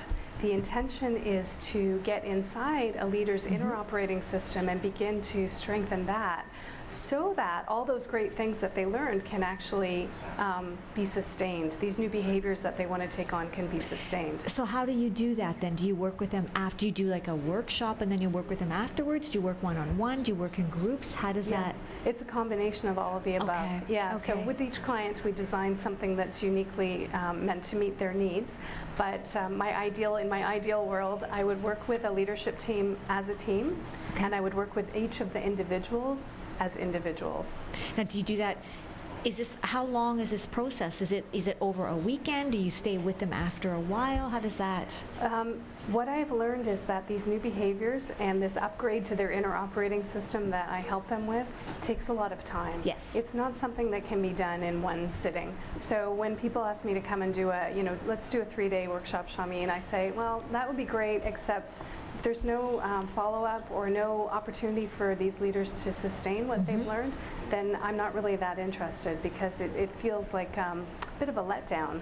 And I don't want to be like that training that we just talked about. Yes. So what I do instead is I work, what I'm doing right now is working with teams in shorter segments. So for half a day a month, let's say. We come together, we learn about our leadership together, we address certain challenges that they're facing in the workplace, and then they sit with what they've learned, what they've agreed to take on and try, and then next month I come back and we check in, how's that going, and what needs to be different now. So it's kind of like homework. Yes, yeah, it's a generative process that unfolds over time. And it's really about coming into a deeper conversation with each other about the things that really matter. These are the management teams that you're working with, right? Yes, leadership teams, yeah. That might be a scary situation because every corporation, every organization has its own corporate culture, and I can see for some teams that might be easy or easier, and then for others it's like you really have to move them a long way. Yes. Do you find that? I do, and I think that there's a lot of shame that people feel about not being able to perform well and not being able to create the results that they want to create. And so the question is, can they say, yes, okay, we're feeling ashamed and we'd like to do something about it. And if they can do that, then I can work with them. If they're still defending themselves against that feeling of shame that they don't want to feel, then it's not going to be so easy. You know, I was going to ask you because, I mean, you're a person who was in the corporate culture who followed your heart, your intuition, and you took yourself out of it. Yes. When you're dealing with these management teams, if they're not, maybe they're still stuck in that corporate culture. Not that there's anything wrong with that per se, right? But if they are presenting this kind of, the face that they have to present to that corporate world, that could be a very difficult obstacle for you to help them overcome. I think one of the things that I do differently, or I do really well, is help to create a sense of safe space so that people can actually begin to lower that defense that they have against actually looking inside. So it sounds to me like you bring a bit of a spiritual element there definitely to this. is. And it's almost like we don't want to talk about it because I know we're in the corporate world and you kind of don't want to talk about things like that. But it sounds to me like you're trying to bring that to it in a way that is, I guess, non-threatening to that mindset. Right. And the way that I do that is I really focus on what I call our gifts. What I believe is that people have gifts. All of us humans come with some gift. The question is, are we using this gift to keep ourselves away from a feeling that we don't want, or are we using this gift to move ourselves towards something that really matters to us? And this is the premise of my work. There are three primary gifts. Okay. There's the gift of heart, which you seem to have. There's the gift of intellect, which I'm a would hugger, be right? more of yours. I can go with that. Yeah. And there's the gift of will. So these are these three gifts that most people present with one or two or three of these gifts. Now, for me, my primary gift was the gift of heart. And so when I was using that rather ineffectively in my old life, I would want to keep things on an even keel. I didn't want any conflict, and so I was really nice, easy to get along with, agreeable, but I never said what I wanted. I never talked about what mattered to me, and I had some great ideas that the organization might have used really well to further their cause, but I never brought them up. So when I'm working with people who have that gift of heart, I'm encouraging them to grow up. I call it growing up gifts. Grow that gift up into more authentic relationship, as opposed to the cheap harmony of going along to get along. Now, how about the gift of intellect, or the one- gift of will? Yes, I'll talk about both of them. The gift of intellect is that you're very smart. You know things, you can see patterns, you can see how things are going to unfold, and you can predict. The less effective way of using that gift is to point out how everybody else is wrong. So to be highly distant, critical, and arrogant is the sort of immature or younger way of using that gift. And it works really well up to a point. But we're in a time when the world is much more complex. And in order for us to make our way forward and thrive, we're going to need to come together in different ways. So when that gift of intellect grows up, it becomes the gift of collaboration, authenticity, and courage. So you have to grow up, Hugh. I'm writing those down. Collaboration, Authenticity, and courage, and compassion. So instead of pointing out how everybody else is wrong, that leader, I invite them into a different way of operating where they say, okay, how have we created this problem together? And how will we find a solution together? How am I part of the very thing that I criticize? That's a much more useful way of using that gift than to just sit back and point out how everybody else has failed. And how about will? Will is a great one, and a lot of people in our North American culture can relate to this, because it's about getting things done, making things happen. So you all know someone who has at some point in their lives wrestled something to the finish line all by themselves, thinking that the only way to get this done right is to do it myself. Yeah. We have a lot of leaders like that in our organizations right now. The problem with that is, while it's a beautiful gift, it leaves a trail of dead bodies in their wake. It disempowers their employees. Yes. And it burns out the person who's wrestling everything to the finish line themselves. So what I invite leaders into is a growing up of that gift of will, so that they can actually begin to speak with great passion and clarity about what really matters to them. What is their purpose and what is their vision? What is the vision that they want? It could be in their personal life, but my work is mostly in the corporate context. So what is the outcome that we're trying to create here together?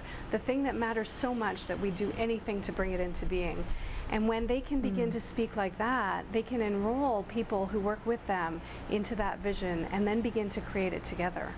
But it requires giving up that belief that I'm separate and I'm alone and I'm not really supported by anybody else. The truth is, in most organizations, there are groups of people just dying to pitch in, just dying to be involved. If just given a chance. If just given a chance. Shahmeen, where did you get these things, these three gifts? It seems like a framework for your whole business. Yeah. Did you invent that, or? No, I didn't, but there's some technology that I use to assess leadership. And in that technology, this framework is at its foundation. So it's termed slightly differently using that technology, but this is how I've begun to make sense of it and begun you're to talk making it about unique for you. Yes, and that is why I think what I have to offer is unique, because of this focus. Now, this work is very it requires, as I said earlier, a deeper conversation. So it's intimate work, it's vulnerable work, and not everybody is up for it, but what I'm noticing is that more and more people are interested in looking in these places because they know that The old ways just won't work now. Something different is required, and Really? this is the way. It's like working, earlier we had Glen on, and it was like the film festival with a conscience. This is almost like working with a conscience. Yeah, but why do you think it is? Do you really? Where do you get this idea that we really need it now? Why you're now? too Why not intellectual about before? this. Why not into the Well, future? it's too bad we didn't have it before, but we are where we are right now. Yeah. And Maybe we have we to weren't ready. Trust that life has brought us what we need at the exactly perfect time. Yeah, maybe we're ready now. Maybe we hadn't grown up enough.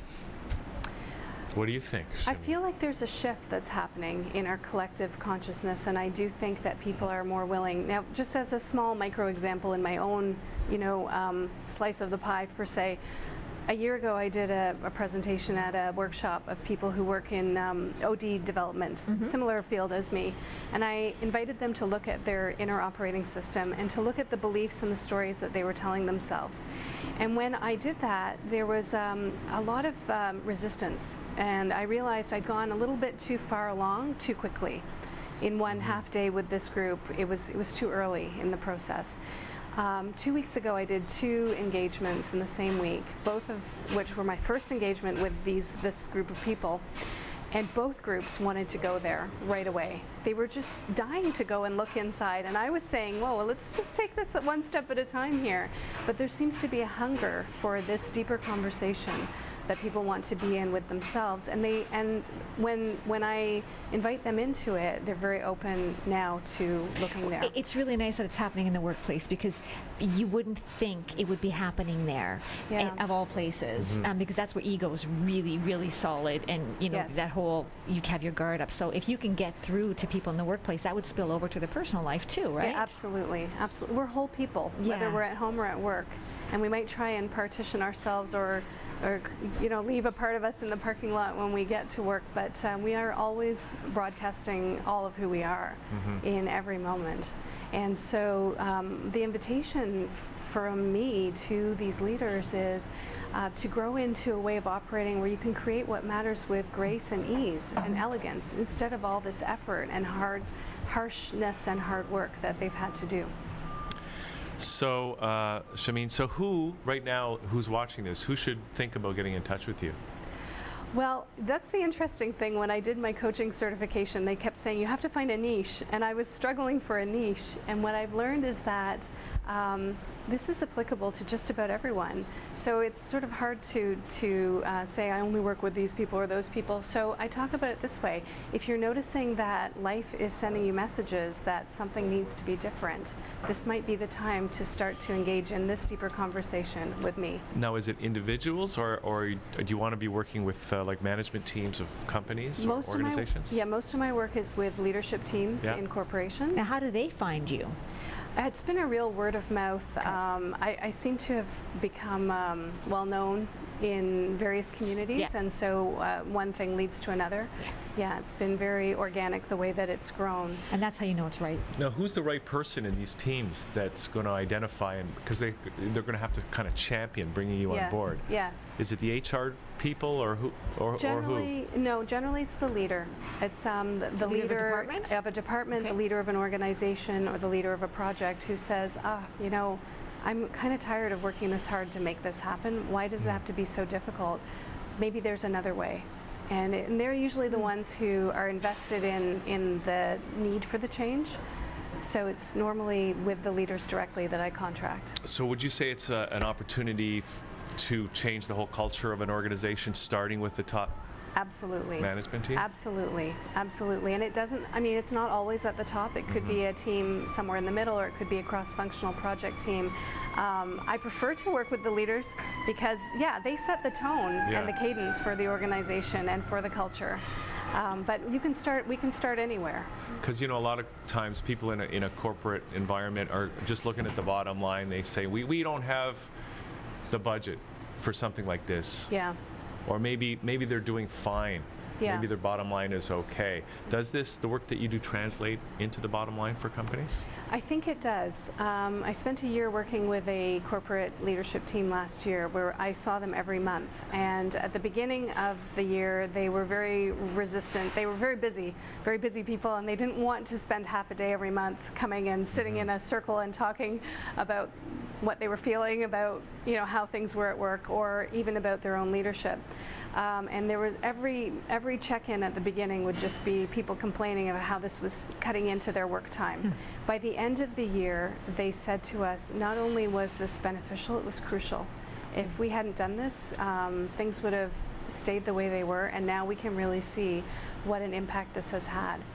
Not only were they looking at their own leadership and growing up their own gifts individually, but they were talking about it collectively as well, because this organization invested in their entire, what they called leadership forum, to participate in these sessions. And so they began to have conversations with each other about what really matters. Wow. What is the vision? What is it that we're here to create together? Because you get on autopilot after a certain amount of time and lose touch with why you're here. Yes. So maybe that'll even spark somebody right now to think that maybe they shouldn't be complacent about their corporate culture anymore. So what's the first step if somebody wants to get... The first step is to get in touch with me, and I can give you my website address, which is www.anjalileadership.com, and that's ANJALI leadership.com. Okay, Anjali. It's a beautiful name. That's great. Yes, thank you. Okay, now what do you got there? Oh, I have a little gift for you. It's I've been writing and taking pictures, and I'm neither trained in either of those fields, but I've taken some beautiful pictures recently, and this is one of them in a poem that came with it. So I was walking in the woods one day. It was at a time when I was in a great deal of turmoil in my personal life, and I saw these trees, and I took about 6 or 8 photographs that day, and when I went back home and looked at them, each of them had a poem that just sort of wrote emerged. themselves. Yeah, wrote itself. Yeah. So this is one of them. That's wow, great. that's beautiful. Thank And you. this really speaks to the messiness of our internal landscape. And even though we may be struggling with our gifts or with whatever we're struggling with, what I see is the beauty of that, the potential of that. And this poem really speaks to that. Wow, that's beautiful. I would read the poem, but I think it needs the proper mood, the proper lighting, the And the proper picture imagery, beside it. and maybe the proper music to do it justice. Yes. So, Maybe I'll have to come back You know and what? do that. Or Yeah. put it on your website. Yes. or maybe we'll do something in editing. Oh, All maybe right. we can- yeah. Okay. But anyways, idea. it's been great to have you here, Shahmeen. Thank you for and, sharing. Thank you. It's been wonderful to thanks be for here. coming Sounds in. amazing. So AnjaliLeadership.com. That's correct. That's the first stop. That's and the first we'll step. put that up in the Yeah. credits. So thanks for coming in. Thank you. Thank you. Okay. Thank you. All right, so we are going to take a little break. Come back with Carmelita Blondet from Divine Decadence I feel more Originals. calm after this, I feel so Well, we're going to calm. get a little uncalm right now because we're going to play one of those hip-hop tunes. Oh, now I'm going to get back up again. It's a roller coaster Yeah. today. So let's play the Summer in the City because it is summer, even though it's only Yes. the first day of spring. Yes, I'm hot. So this is Abstract Artform, and we'll be right back as Liquid Lunch continues. I'm going to squirt you with some water.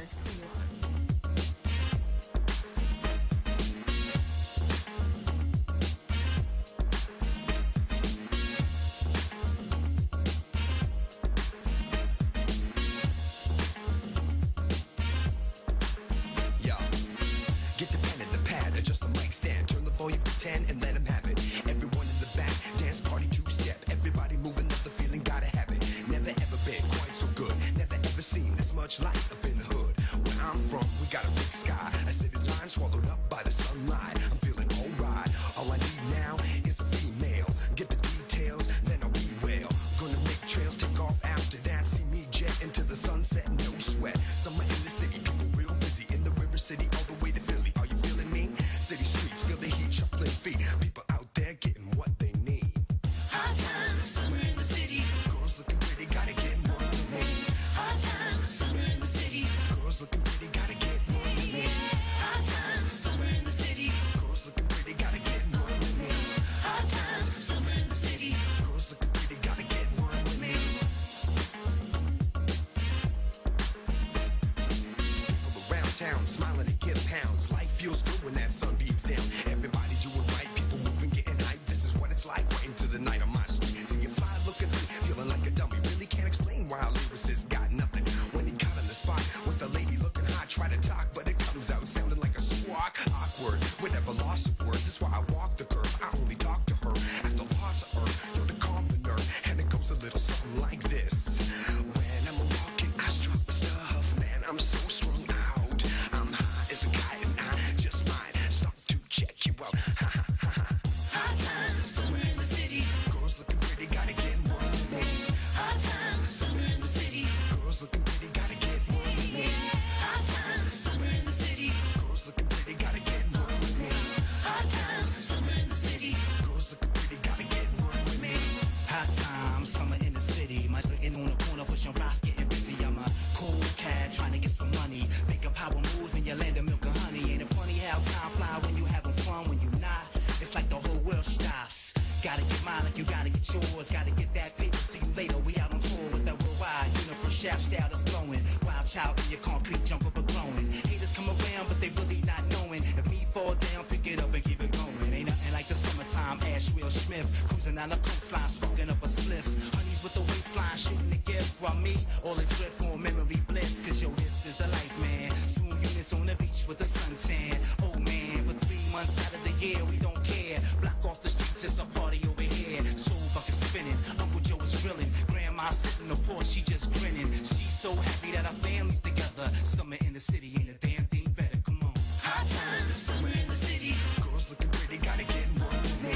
Hot times, summer in the city. Girls looking pretty, gotta get one with me. Hot times, summer in the city. Girls looking pretty, gotta get one with me. Hot times, summer in the city. Girls looking pretty, gotta get one with me.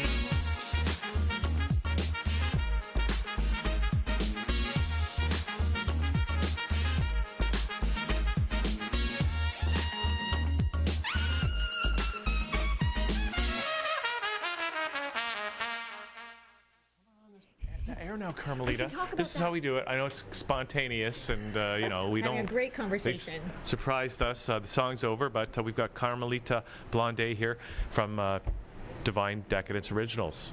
And Carmelita, great to have you on the show. Thank you so much.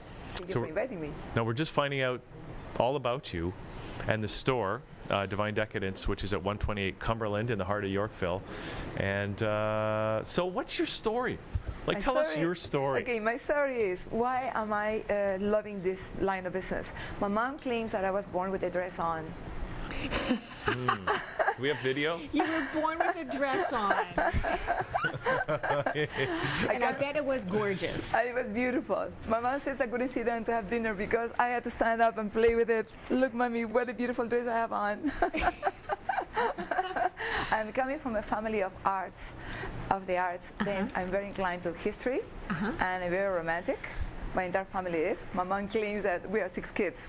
Oh my gosh, she says all of you are so passionate. We are very passionate But that's about part South American and Peruvian very too, much right? so, Which is yes. where you're from. Especially coming from the Pacific Ocean, that's where I come from. Yeah. Too.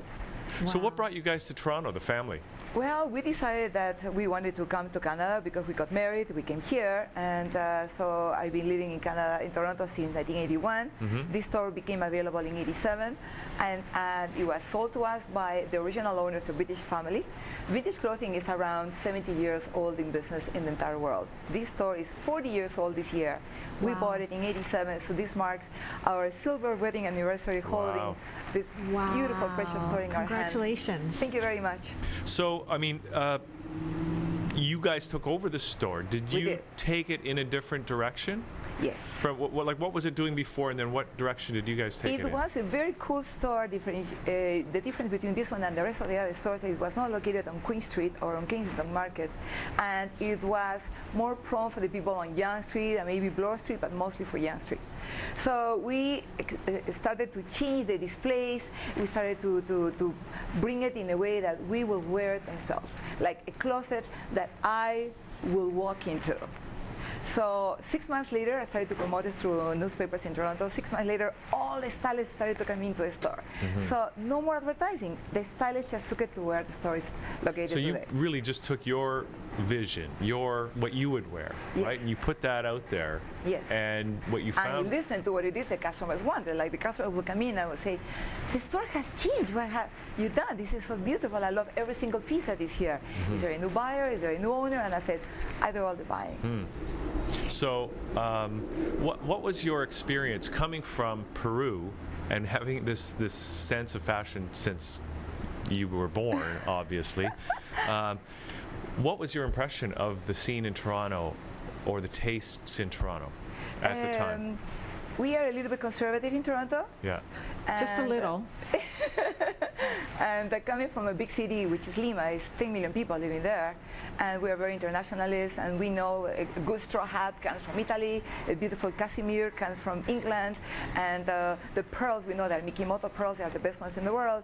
So we understand textiles, we understand history. They teach all of that to us in school. We are raised, finishing high school, knowing what's happening in the world and what the world has to offer, which is really wonderful. Wow. So coming to Toronto, did you find that people here just didn't have that kind of sophistication? Well, you want me to say yes, okay. right? Well, okay. Well, I mean, that's what it sounds like, Yes. and I'm just. Think about your acquaintances, okay? Would you say that? I don't know one person who could say what she just said. I don't even know what she just said.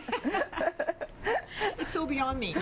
Now, for example, Lauren Hatton will come to my store. Where does cashmere come from and the Yes, best pearls? we know. Come on. We know these things. Yeah. To give you a little example, Lauren Hatton found our store in 1988, just 1 year after we bought it. She checked the store out, she bought a whole bunch of things. She wouldn't even try on, models. They just look at it and they can't tell if it fits them. She would say to me, come with me to Manhattan. Toronto, and this is not for you. You need to come to Manhattan. I will introduce to you all of my friends, and I would love you to move over there. Of course, I decided I want to stay here because I live in Toronto. I want this beautiful treasure store to be in Toronto. Yeah. I was very happy here. Yeah. So I stayed here, but she would say to me, just show me your Peruvian vintage. What does that mean? That means, for example, if we go back to Paris, and the four of us go to Paris, 4 girls, each one of us comes from different countries. The girl who lives in Lima, Peru, will choose the most flamboyant one, like a Penelope Cruz will come in and choose a fabulous dress, because she's thinking about, she wants to have fun in this party. She wants to look extraordinary. Her reflection is a beautiful silk lace dress, dripping with lace, that talks to her, let's party, let's dance, let's be admired. The Canadian girl would probably go there in Paris, of course, mini dresses, and she would choose, how am I going to dry clean this dress? Will I wear this again? Yeah. The Peruvian girl will just go the same way as the flamboyant Penelope Cruz. The difference is we have people who work for us in our homes. Yeah. So we are owners of our day. 24 hours is a day that I can write to you a huge diary on what it is we got done, and who we saw, what we mingled with, and how much fun we had at that party last night. If I live in Canada, I had to get up early in the morning. Because you got to do your own dry cleaning. So in other words, we live in the moment. And I try to exactly do the same thing here, and I think I do. I live in the moment. I have a lot of passion, and that's why I love traveling, taking my time, choosing the right pieces for the store, just enjoying life. Saying yes to every invitation. Okay. How is that? That's pretty amazing. That's pretty actually. in the moment. It's an enviable lifestyle. And I think anybody would want to. But some people just don't. I think the history in Canada is a very egalitarian. I mean, we're coming out of that. But, for people that have to do everything themselves, I mean, what would you suggest for them to maybe improve their life along the lines that you're talking about, but maybe they don't have servants that they can rely on or something like that? Can they still live a fabulous lifestyle? Believe it or not, there's a lot of people who do. I think Divine Decadence, to me, is the social calendar of Toronto because all the coolest people come through my store. And I have met a lot of girls who are really living this lifestyle. Yeah. So yes, it's fantastic. Just let go, don't live in fear, be happy with what you have, don't look over the fence thinking what it is that's on the other side, just enjoy who you are, what you have in your life, who you are surrounded with, because people are to be loved, and that's what I love, people. That's why I love what I do, because I tell everybody, come to Divine Decadence where we're going to address your spirit. As opposed to I'm going to tell you address. Yes. That's a really unique approach So when somebody comes into your store, I mean, do you have a special process, you know, because you're dressing their spirit? I mean, how do you assess their spirit? I tell the girls, don't look at the price tags. There's nothing, not a problem. I'm not going to be an obstacle between the price and her love for the dress. And to be careful when she chooses the dress, don't think about, I'm going to wear this again, can I change the size? Because all that can be taken care of. Just fall in love with the dress, take it to the changing room, and you will see when you come out and you look at yourself in the mirror, your spirit is going to choose for you. Because that's that instant smile. Now, do you that sometimes see, in see, though, do you, Carmelita, sometimes see that some people are thinking with their head when they're picking up a dress as Yes. opposed to thinking with their heart? Because spirit comes from the heart, Well, correct? Yes. And how do you coach that? Like, sorry. No, go. Do you sometimes, can you feel that maybe this is not the one that they really would want and maybe this would speak to them more? Do you kind of act as a... As a mediator, yes. Yeah. I help them. I have to help them because don't forget, I am the matchmaker. You come to my store because you want to find a dress that suits you. But I'm waiting for that girl to match my beautiful dresses that I call my girls. Okay, okay. I have dresses from all the decades, from different countries. I go all over the world to buy them. So they are just in my store like a wonderful bus holding on to the column, waiting to find their match. So if I find that girl could be the perfect match to the dress, I'm extremely happy, and I will make it everything possible for her to have that dress. Interesting. Wow, that's a really interesting approach. It is, yeah. Because so many people, they do think with their head. They have to, in a sense, think about the price tag maybe, right? Or the dry cleaning. So. But I held them. The price tag is not a problem. Yeah. Now, I know you sent me a bunch of images this morning, and there were a lot of big names that you were talking about. You mentioned Lauren Hutton already in our conversation here, and you're in Yorkville. Do you find that you're a go-to place for people that are visiting like Toronto from out of town? You will be surprised. When we first started, we were on Charles Street. It was just a beautiful little antique house, and that's where Lauren Hutton started to come. And people like her will not want to go to a center like Manulife Center, where we moved to for 11 years, and now we are in Yorkville. I always wanted to go to an old house in Yorkville because when Yonge Street changed the nature of things, then we thought we had to come to a beautiful place where the hippies used to be, which means a lot of love to art. And vintage clothing is about art. So going to Manulife to Cumberland Street in Yorkville, it's just the perfect answer. Perfect fit. So yes, the perfect fit. So we had girls like Celine Dion, we had girls like Diana Krall, Elvis Costello, Supertramp, we had Eddie Vedder. Eddie Vedder? May I show this picture? Yeah, let's see that. Wow. Wow. That's Eddie Vedder and Jill. Wow. They recently got married a year ago. She came to the store during a film festival for the first time. They come often to the store. Yeah. And we were written on this in the Globe and Mail, where they wrote, where the king of grunge meets the queen of vintage. And that's like so you're sweet. the queen of vintage. That's what the Globe and Mail is saying about us. Wow. So when someone like Celine Dion comes, do you close the store? When personalities like Celine Dion or say Michael Jackson will go to a store, they don't go themselves. They have to send somebody over. Okay. All of the other people will come on their own. And do you ever close the store if somebody comes? Oh yes, absolutely, yes. Okay. For So example, what do you put on the sign? It's closed for a few hours because so-and-so is here? No, you cannot divulge. Like one day there was a girl who came to another film festival and she said to me, I have a friend I would like to bring over later on. And I said, okay, fantastic. So she calls me at around 5 o'clock and she says, can we come at 8 o'clock? That's a little bit late. But we usually close at 7. But by appointment, I said, yes, of course. So I said, what do you have in mind? I said, there is a girlfriend of mine who has come with the film festival and will come over at 8 o'clock. It was an entourage. 4 people came in.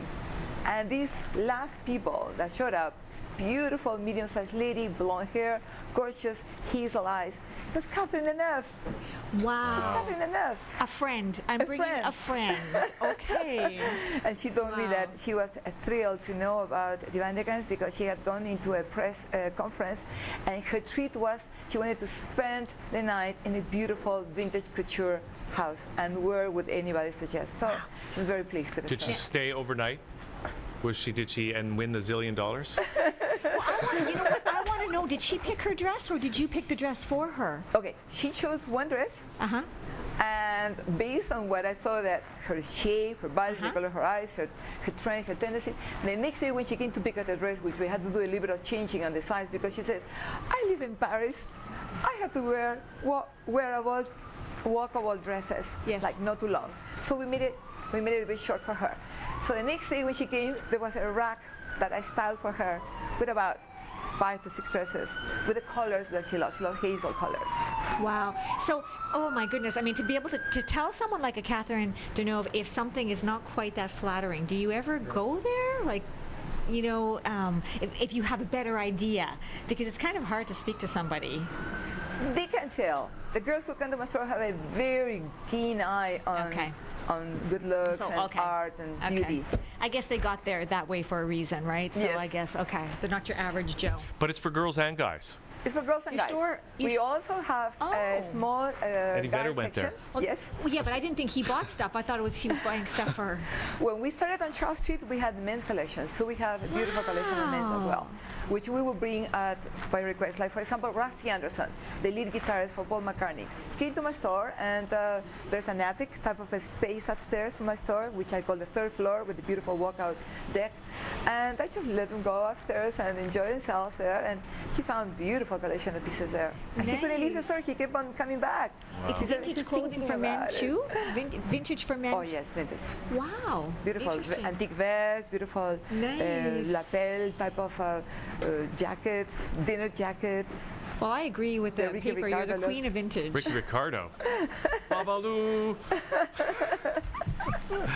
Okay, Carmelita. Well, this is great. Now, so should anybody just come to your store? Absolutely. Because they don't have to come. Yeah, just because we're talking about big names doesn't mean that the average I could even go. Yeah. Absolutely. Everybody comes. The girl next door.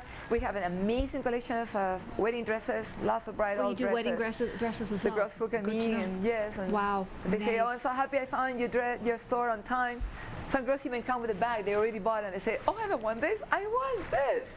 Because it's beautiful to know that you are buying a dress not only is vintage and well chosen, but I actually do not buy, this is very important, why you should buy from me. I do not go to auction houses. I do not go to estate sales, because I only buy with the permission of the owner or the daughter of the owner. These dresses are actually in my store, collected by me personally from women who have chosen Divine Decadence Originals to be the house for the stores to be in. Wow, so there's an ethical angle to this as well. Also, just it's a whole approach that's totally unique. Totally unique. That totally comes from your personality. Yes. That's the way I want it to be. And obviously with the blessings of the original owner that someone else can wear and clothe their spirit with. Good energy. Yeah. That's what people say. What a difference when you come here. One of my top clients is the president of production of Fox. Wow. She comes and she buys during every film festival her entire collection of dresses. Wow. So Carmelita, what's the website if people want to check this out before they come down? We have a really cute website that we have prepared that is sui generis. It's not like everybody else. It's not prompt for you to buy from us. It's just to show you the spirit and the theme of our store. Sweet, beautiful, elegant, classy, very feminine. And it's www.divinedecadenceoriginals.com. DivineDecadenceOriginals.com. Okay, Carmelita, great to meet you. Thank you so much. Thank you so much. Thank you. Yeah, absolutely. So thanks for coming in today. Thank you. And we are going to take a little quick break and come back with Hunter Williamson and Nick and Searle right after this. As Liquid Lunch hits the home stretch, we'll be right back.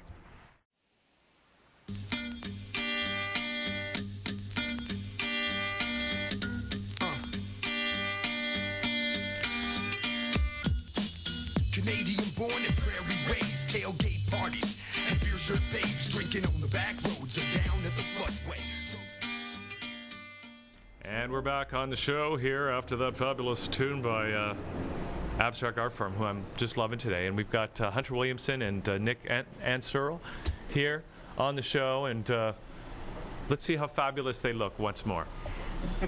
These are the... That's fabulous. My God, I look like my father. That's scared me. What a My sisters will love it, but I'm not loving it. That's just on TV, Hunter. My God, those are the biggest funny glasses I've ever seen. Sorry. You know what? You know, and this is... Hunter's not feeling so well today. No, I actually got the flu visiting my adopted dad. I have 2 fathers and 2 mothers. And my adopted dad is in the a Elm whole other Grove. show. We could talk about I know, that. But and it's really fascinating because psychically fast, I'll tell you, my adopted mother and my birth father are the two most important people were in my life. The other two are cool, but they were the ones that were most important. Nick and I have a very similar connection with that. Both our dads were born on April 21st. Wow. And we're both first-degree Capricorns. I'm December 22nd, and he's born December 27th, right? Yeah.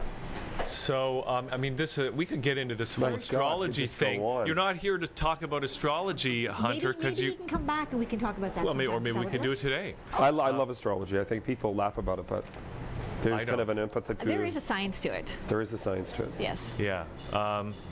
Okay, you're psychic. Just before we get into the design stuff, today is. Did you hear this? Today's a new moon. Supposed to be an earthquake. Yeah, well, I heard there's supposed to be an earthquake. Nick and I were speaking about this in the car because there's a little kind of, I hate that word, I'm sorry. There's an ounce of truth to the Milky Way association with 2012. Okay. And we were speaking, him and I both have a lot of philosophical connection with that. And the thing that was amazing about the energy right now is, with what we're doing, what we'll speak about later with Boswell, it all started to come together with the new moon in Aries and with also the energy at hand tonight.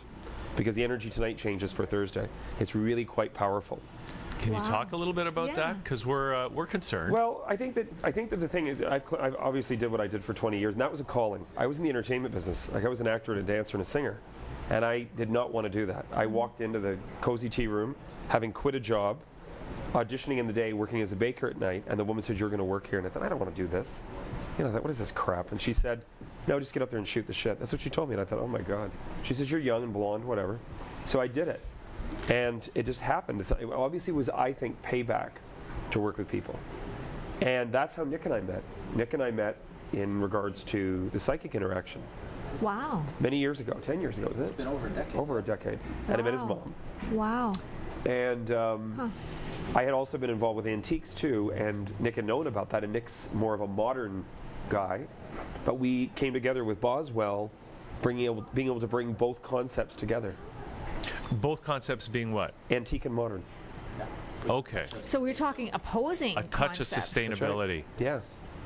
Now, what does that mean, and why just a touch? Okay, well, there's always more further that you can go, right? Everybody's, you're going to say you've done this, and you're going to say, well, you did apples, why not oranges? Like, I've done a tight envelope, they'll say, why didn't you put a hay insulation? There's so many different ways to do it, and so far that you can go. Mm-hmm. So we go within the city. We've gone pretty much as far as we could go. In terms of pushing the envelope, in terms of the design, or in what sense? For sustainability, for design, of course, as well. Yeah. But we have the model, sustainable luxury. Okay. Have everything you do, you want to have be sustainable. Yeah. But we're still bringing on, again, as Hunter mentioned, the more modern approach. And Hunter is actually his knowledge for antiques and periods. I haven't met anybody who has that kind of database and that basically for general things. So we actually have quite a good chemistry. So we do more of a transitional design together, whereas basically it comes, rather than have your regular house, it's just designed like the standard home and then decorated in with the maybe modern furniture in it, and that's what makes it transitional. We're going more from the modern spaces and bring the traditional into it, make it more transitional. And then all the materials we spec out and all the forms of building have aspects of sustainability to them. So the house is basically a self-sustaining one. It's not off the grid. Yeah, what makes sense to be off the grid right Not now. yet, but what do you mean then by sustainability exactly? Because So sustainability we have from from the insulation, from the HVAC systems to the to tons of water conservation. This house will use about a quarter of the water of what most houses use. Wow. From your standard house Yeah. in the city to basically all the stones in the yard, all the stones throughout the home, basically all local in Ontario. All the wood is FSC and local. All paints and glues are chemical, like low to zero chemicals. And then on top of it, we also have the pieces that we've chosen too. Some of the old antique we've restored in such a way. Yeah, we kept them historic. So it's actually, we've kept the historic part too, but we've really brought then brought a modern flair to them. And we really made them a transitional piece. And when you're reclaiming, when you're keeping something like that, it has a tail to it as well. Right? Absolutely. Rather than putting everything new in there. Well, and sometimes you take a look at a new place that's done modern, and it just feels so cold. Mm-hmm. Whereas you get sterile. the older stuff, the antique stuff, and it's got a warmth to it. It's got character to it. Well, and the other thing is the entire street. Everything looks the same. I know. Every house looks the same. You may have a different garage door, and that's how you can tell which one is yours. Well, when I work with the antique and interior influence, I have great friends in Cabbagetown on Sumac Street, Marie and Harsha. He's a doctor. And they both spoke to me about how Marie wanted to carry her history of being from Cork in Ireland and Harsha's ancestry from being from India. So we found them Regency, we were just speaking about this, we found them a Regency sideboard, and they've worked with period pieces together. And they're incorporating that in their house in Cabbagetown. And the house we're doing now, we found a really fantastic John Jelliff sofa, which is an American sofa. Mm-hmm. He was a manufacturer in the north, probably around New York City. I'm not exactly sure of the location, but this sofa was made by him. A lot of the pieces pre-1865, or sort of post-1865, were actually manufactured by his associate that took over the company. So I'm really fascinated by maker, and that was my adopted mother. My adopted mother was a Gemini, and she was very, very challenged in her life. She was in bed till she was, I think, 18 years old with rheumatoid arthritis. They used to carry her down the stairs screaming during the war years on Logan Avenue. Wow. And she married my father, and they adopted me in 1965, and she had my brother at 43 years old, her first baby. Wow. Sadly, we lost her at 58. But I have clients that will come to me for readings, and they'll say, well, I'm 43, and I said, sweetheart, if you want to have a baby, you can have a baby. If there's a will, there's a way. Because that woman showed me. And then in her death, she left the world, and Nicholas went through a sad situation like that with his dad too, losing him far too soon in regards to what we feel too soon. But it's what you've learned from the time experience. Even Nick and I, we're not agreeing with everything all the time, and I don't think anybody does. If someone says to me, well, we're business partners and we get along every time, I think, you must have a pretty boring partnership because... Well, yeah, I think that part, that tension is what makes the company what it is, right? You want the devil's advocate. Well, I'm a little bit like Jeff on Flipping Out. I don't mind saying that. If you've watched the show. You know what? But, I can see that. I have a Leo ascendant, so I can be... Ask anybody in Cabbagetown and say, oh, Hunter Williamson. Don't go in the park with your dog when he's there. Oh, they know me. They know me. But, it's not that I mean to be like that. I guess it was the upbringing. My parents were sort of like, leave it to Beaver. Because my adopted mom and dad, my dad's 87. Everybody's parents like leave it to Beaver. Well, not my birth parents. And I met them, like, gosh, they were hippies. I think I would have had fun with those two. But, it's just, Nick went through that too. His mom's really cool, and she's a great gal. I like his mom. I've read her, and she's a lovely lady. Okay, so this house on Boswell, it just sounds like who's ever, I don't know who the lucky owners are, but it's like not yet. They are buying not just a home but a work of art. It sounds like. Yeah. Yes. Well, it's like I say, it's not only just about the furniture; it's the style, like the whole back of the house. The house it's a heritage designated neighborhood. Mm-hmm. So the house we re-bricked it at the front, but with a heritage brick to satisfy the heritage board. But somebody back in the 70s cut off the Victorian peak to it and put a awful tin mansard roof on it. Oh my goodness. And we've restored it right back to what it would be originally on the street. And the neighbors love it. Yeah. But then on top of it, as you go in, there's a transition on the back of the house. We've made it all glass, and it's the type of way, in such a way, it's a lifestyle home. You have your kitchen with a nice long island, then you have your family room with the fireplace, TV, and you can pull the whole wall open. It's not like there's a little piece of glass. The whole wall just folds open, and then you have about a 200 square foot deck right out there, surrounded with, trees, fence. It's like you have your little oasis in the city. So it's like a lifestyle that we're creating there. It is and again, it's showing how you can reduce your footprint, but still, again, going back to the sustainable luxury that we speak of, that you can have the average person living in a student neighborhood, they want, they have a certain level of luxury that they want. Oh, I want this, I want that. And, that's what we become accustomed to in this society. We buy the things, we have the luxuries that we worked for and wish for, but there's a certain, there is a way that you can still achieve that now, but you can be careful, you can just care for how you choose it. It doesn't necessarily cost more, it's just in thinking and how you put things together. You know, can I ask you guys, because you're working with a historical property here, and I mean, the city is just growing like crazy, and a lot of old stuff is getting torn down. We are trying to, or somebody's trying to protect historical sites, but on the other hand, there's a lot of people saying we've torn down too many fabulous. The Empress Hotel being burnt a year ago. And just so much. I mean, what's your take on the way that the city is dealing with its historical architecture? Yeah, sure. I think, you know, they're becoming more strict on it, and I believe that, you know, there has to be the guidelines on it, because there's a lot of people out there that just want to go in and, you know, oh, well, look at this piece of property, and they want to make a quick buck by knocking it down, getting the land, and putting something new up. And then it's like we look like we're in Milton again, where everything, just like you said earlier, just the garage doors is how you know where to walk in. So, you know, this city, you know, we do have character in the city, and we have to preserve it. So I do actually, you know, I think there's certain scenarios where they have to be a little bit more aware of what's going on sometimes, and actually come to the site and see the situation, because sometimes I think they put their finger on situations that really shouldn't be touched, like that you know, that a good thing is going on for, and they should allow the process of restoration and so on to, you know, the people who are really looking to restore it. They should make it a little bit easier for them to actually go through that process.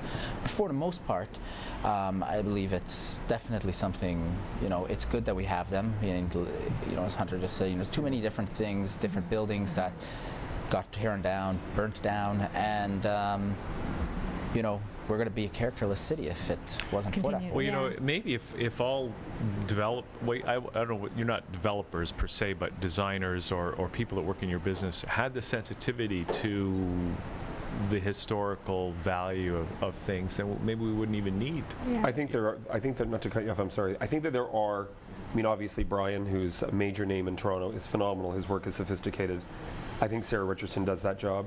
I think there's a lot of the designers that we know that we've met, I've met Sarah years ago, that have an element of let's work with. Because, you know, I have a lot of sisters, and we always joke about things. My sister was doing her home north of Newmarket. He laughs at this because the house was extremely historical. And I fought with her. I'm lying, I'm sorry, I have two sisters. This was the one sister that was east of Toronto. And I fought with her to keep the plank flooring in the house rather than coating it with stuff from Home Depot.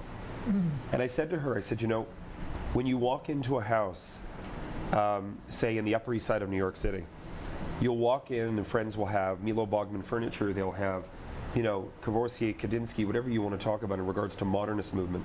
But you'll still see plaster moldings and medallions, you'll see the drywall's been restored, they'll have pod lighting in, they'll have all of these things done.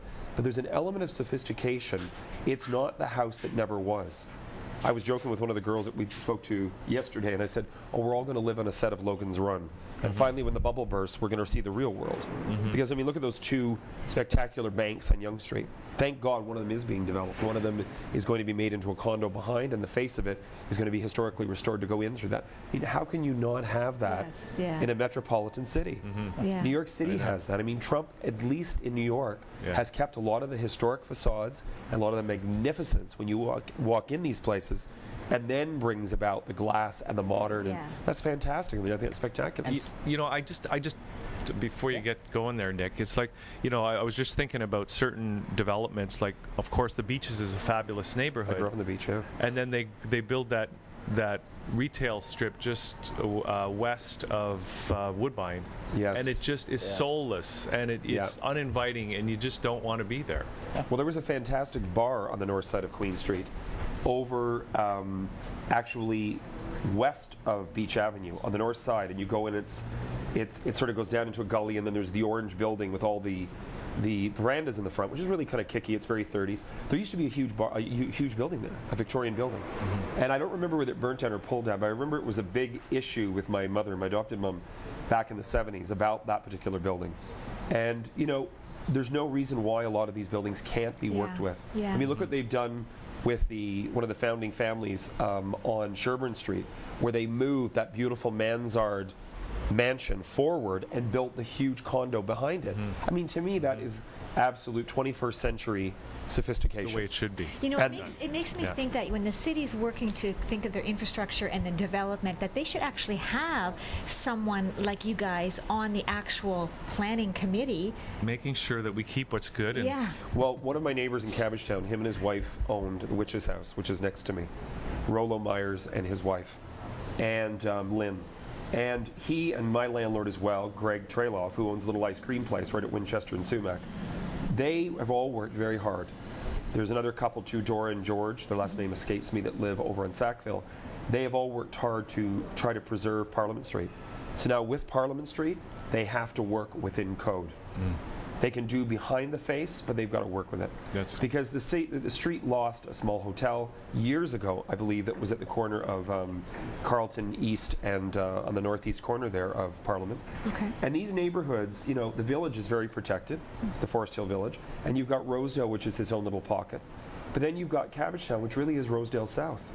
I mean, the homes on my street in Sumac are going for $2 to $3 million. I mean, you're not going down, you're going up. So it's like the beach. I mean, you've got these pockets that, I'm sorry, there is levels in society. You go to the Upper East Side of New York, you're doing well. You go to Spanish Harlem, well, you know, it's just the way life is. And we can all say it's wrong or right, but it's just the way life is. Yeah. You know, I wish we could keep this conversation going, you know, because it's we're just getting into it here. But, I mean, who should get in touch with you guys? Like people that want to have their home redone or who? Well, whether you're looking to build a home or decorate a home, renovate a home, anything where you're looking for, you know, to do something a little different, get into a little bit more sustainable, you know, sustainable in building a home, or whether you want to just have a healthy, you know, get, you know, a luxurious look, basically, of old and modern combined. Yeah. But then also have it in such a way that you have, you know, you're breathing healthy. You're not breathing things that are going to kill you in the And do long you run. guys do condos too? Well, I'd like to. We haven't got to that yet. Yeah, we've only done houses so far, but I would absolutely do I love a the condo. sophistication to be able to walk in one. And that's why one of the things Nick and I with Ansel Williamson, is that is it structured? The AnselWilliamson.com will be up and going for our launch in April for Boswell. And that's under Blessington and Love. Celia's our PR gal. And the thing that's really amazing about the whole thing with Condo 2 is what we've done, bringing periods in and mixing them with modern. And as you go through Boswell, the house that we've done, as you go through the house, you'll see a little bit more period, and then it's mixed with modern, and then you see this massive, fabulous cylindrical glass stairwell that Nick designed. It is really, the place is amazing. And you guys will be there, obviously, for the launch, right? Yes. That would be, actually, I wish we had pictures here right now. Yeah, but was that? Nick had being some at the launch crazy is even similar. better. Yeah, he had some that were similar, but they weren't this house. So where is, or when and where, can anybody go to the opening? No, this is by invitation only. Okay. Yeah, this is by invitation only. I mean, okay, so if people want to get in touch with you to just discuss any projects they might have, what's that? AnselWilliamson.com. Ansel and? No, Williams? just Ansel Williamson. Okay. .com. Fabulous. ANCERAL? No A before the Just L. L. Okay. ANCERL. And we're going to put that in the credits, so Okay. no worries. Great. So Very great good. to have you guys on. But Thanks. did you have anything else you wanted to say? No. Wasn't there any I think breaking? that's it. It's just, you know, Okay. the house itself, I think, is going to set a standard, and we, like I said, did get some positive feedback today and yesterday from some of the magazine companies that were pretty impressed with what they've seen with the Hard Hat Tour. We just finished the Hard Hat Tour. Excellent, congratulations. And then we're going to go right to the launch. Well, fabulous. Great. Well, to thanks have so you much, here. guys. Thank you for Thank coming you. in. Nice seeing you and again, that guys. website, AnselWilliamson.com. We're going to spell that for you later in the credits. So thank you, everybody. Thanks, Awesome Sandra, for doing the show. Once again. And we'll see y'all tomorrow at noon for more right here on thatchannel.com. But stay tuned, my ladies, coming up next. Happy spring. I could talk Happy for spring. forever once it got started. Yeah. This is I Killed MC, Jurassic 5, MC, represent. Yo, right, well, Phil, they call me Dr. Phil. Got the answer to the cure, they call it I Kill. Fill up your drumming with the Philharmonic devices and the spices to make it sound atomic. Music mass appeal, make the people feel good. Move any hearts with the music, set the mood. Feel the vibe, you feel it on the inside. It's the innermost part of your life bloodline. Got your heart pumping, caught up in the mass production, dancing to the rhythm of the section. section that we call percussions. Tone adjust your level with the rebel. Kick back and get settled. Vibe with the instrumental. Let the vocal cords seep through your pores. Absorb like alcohol to relieve all your sores. We fight the war with cry songs of freedom. Touch you in the heart, negativity is defeated. We really hope you're feeling that. We come right in exact, give you what you need and what you lack. We really hope you're feeling that. Yo, tell me that you're feeling that. Say it loud, bring it back. We really hope you're feeling that. We come right in exact, give you what you need and what you lack. We really hope you're feeling that. Yo, tell me that you're feeling that. Say it loud, bring it back. Bring it back. Yeah. All right. You feel that we real cats? I'm abstract, chilling with the master of raps, Mr. I Kill laying tracks. So take a number and get in line, cause it's time for the rhyme minister of Canada, the sound manager, MC damager, to ram at your face with a gallon of mace, coming straight from the place in the body where the soul feels good, cause you know it should. Every time you hit rewind and play the tracks, so play it back 1, 2, maybe 3 times.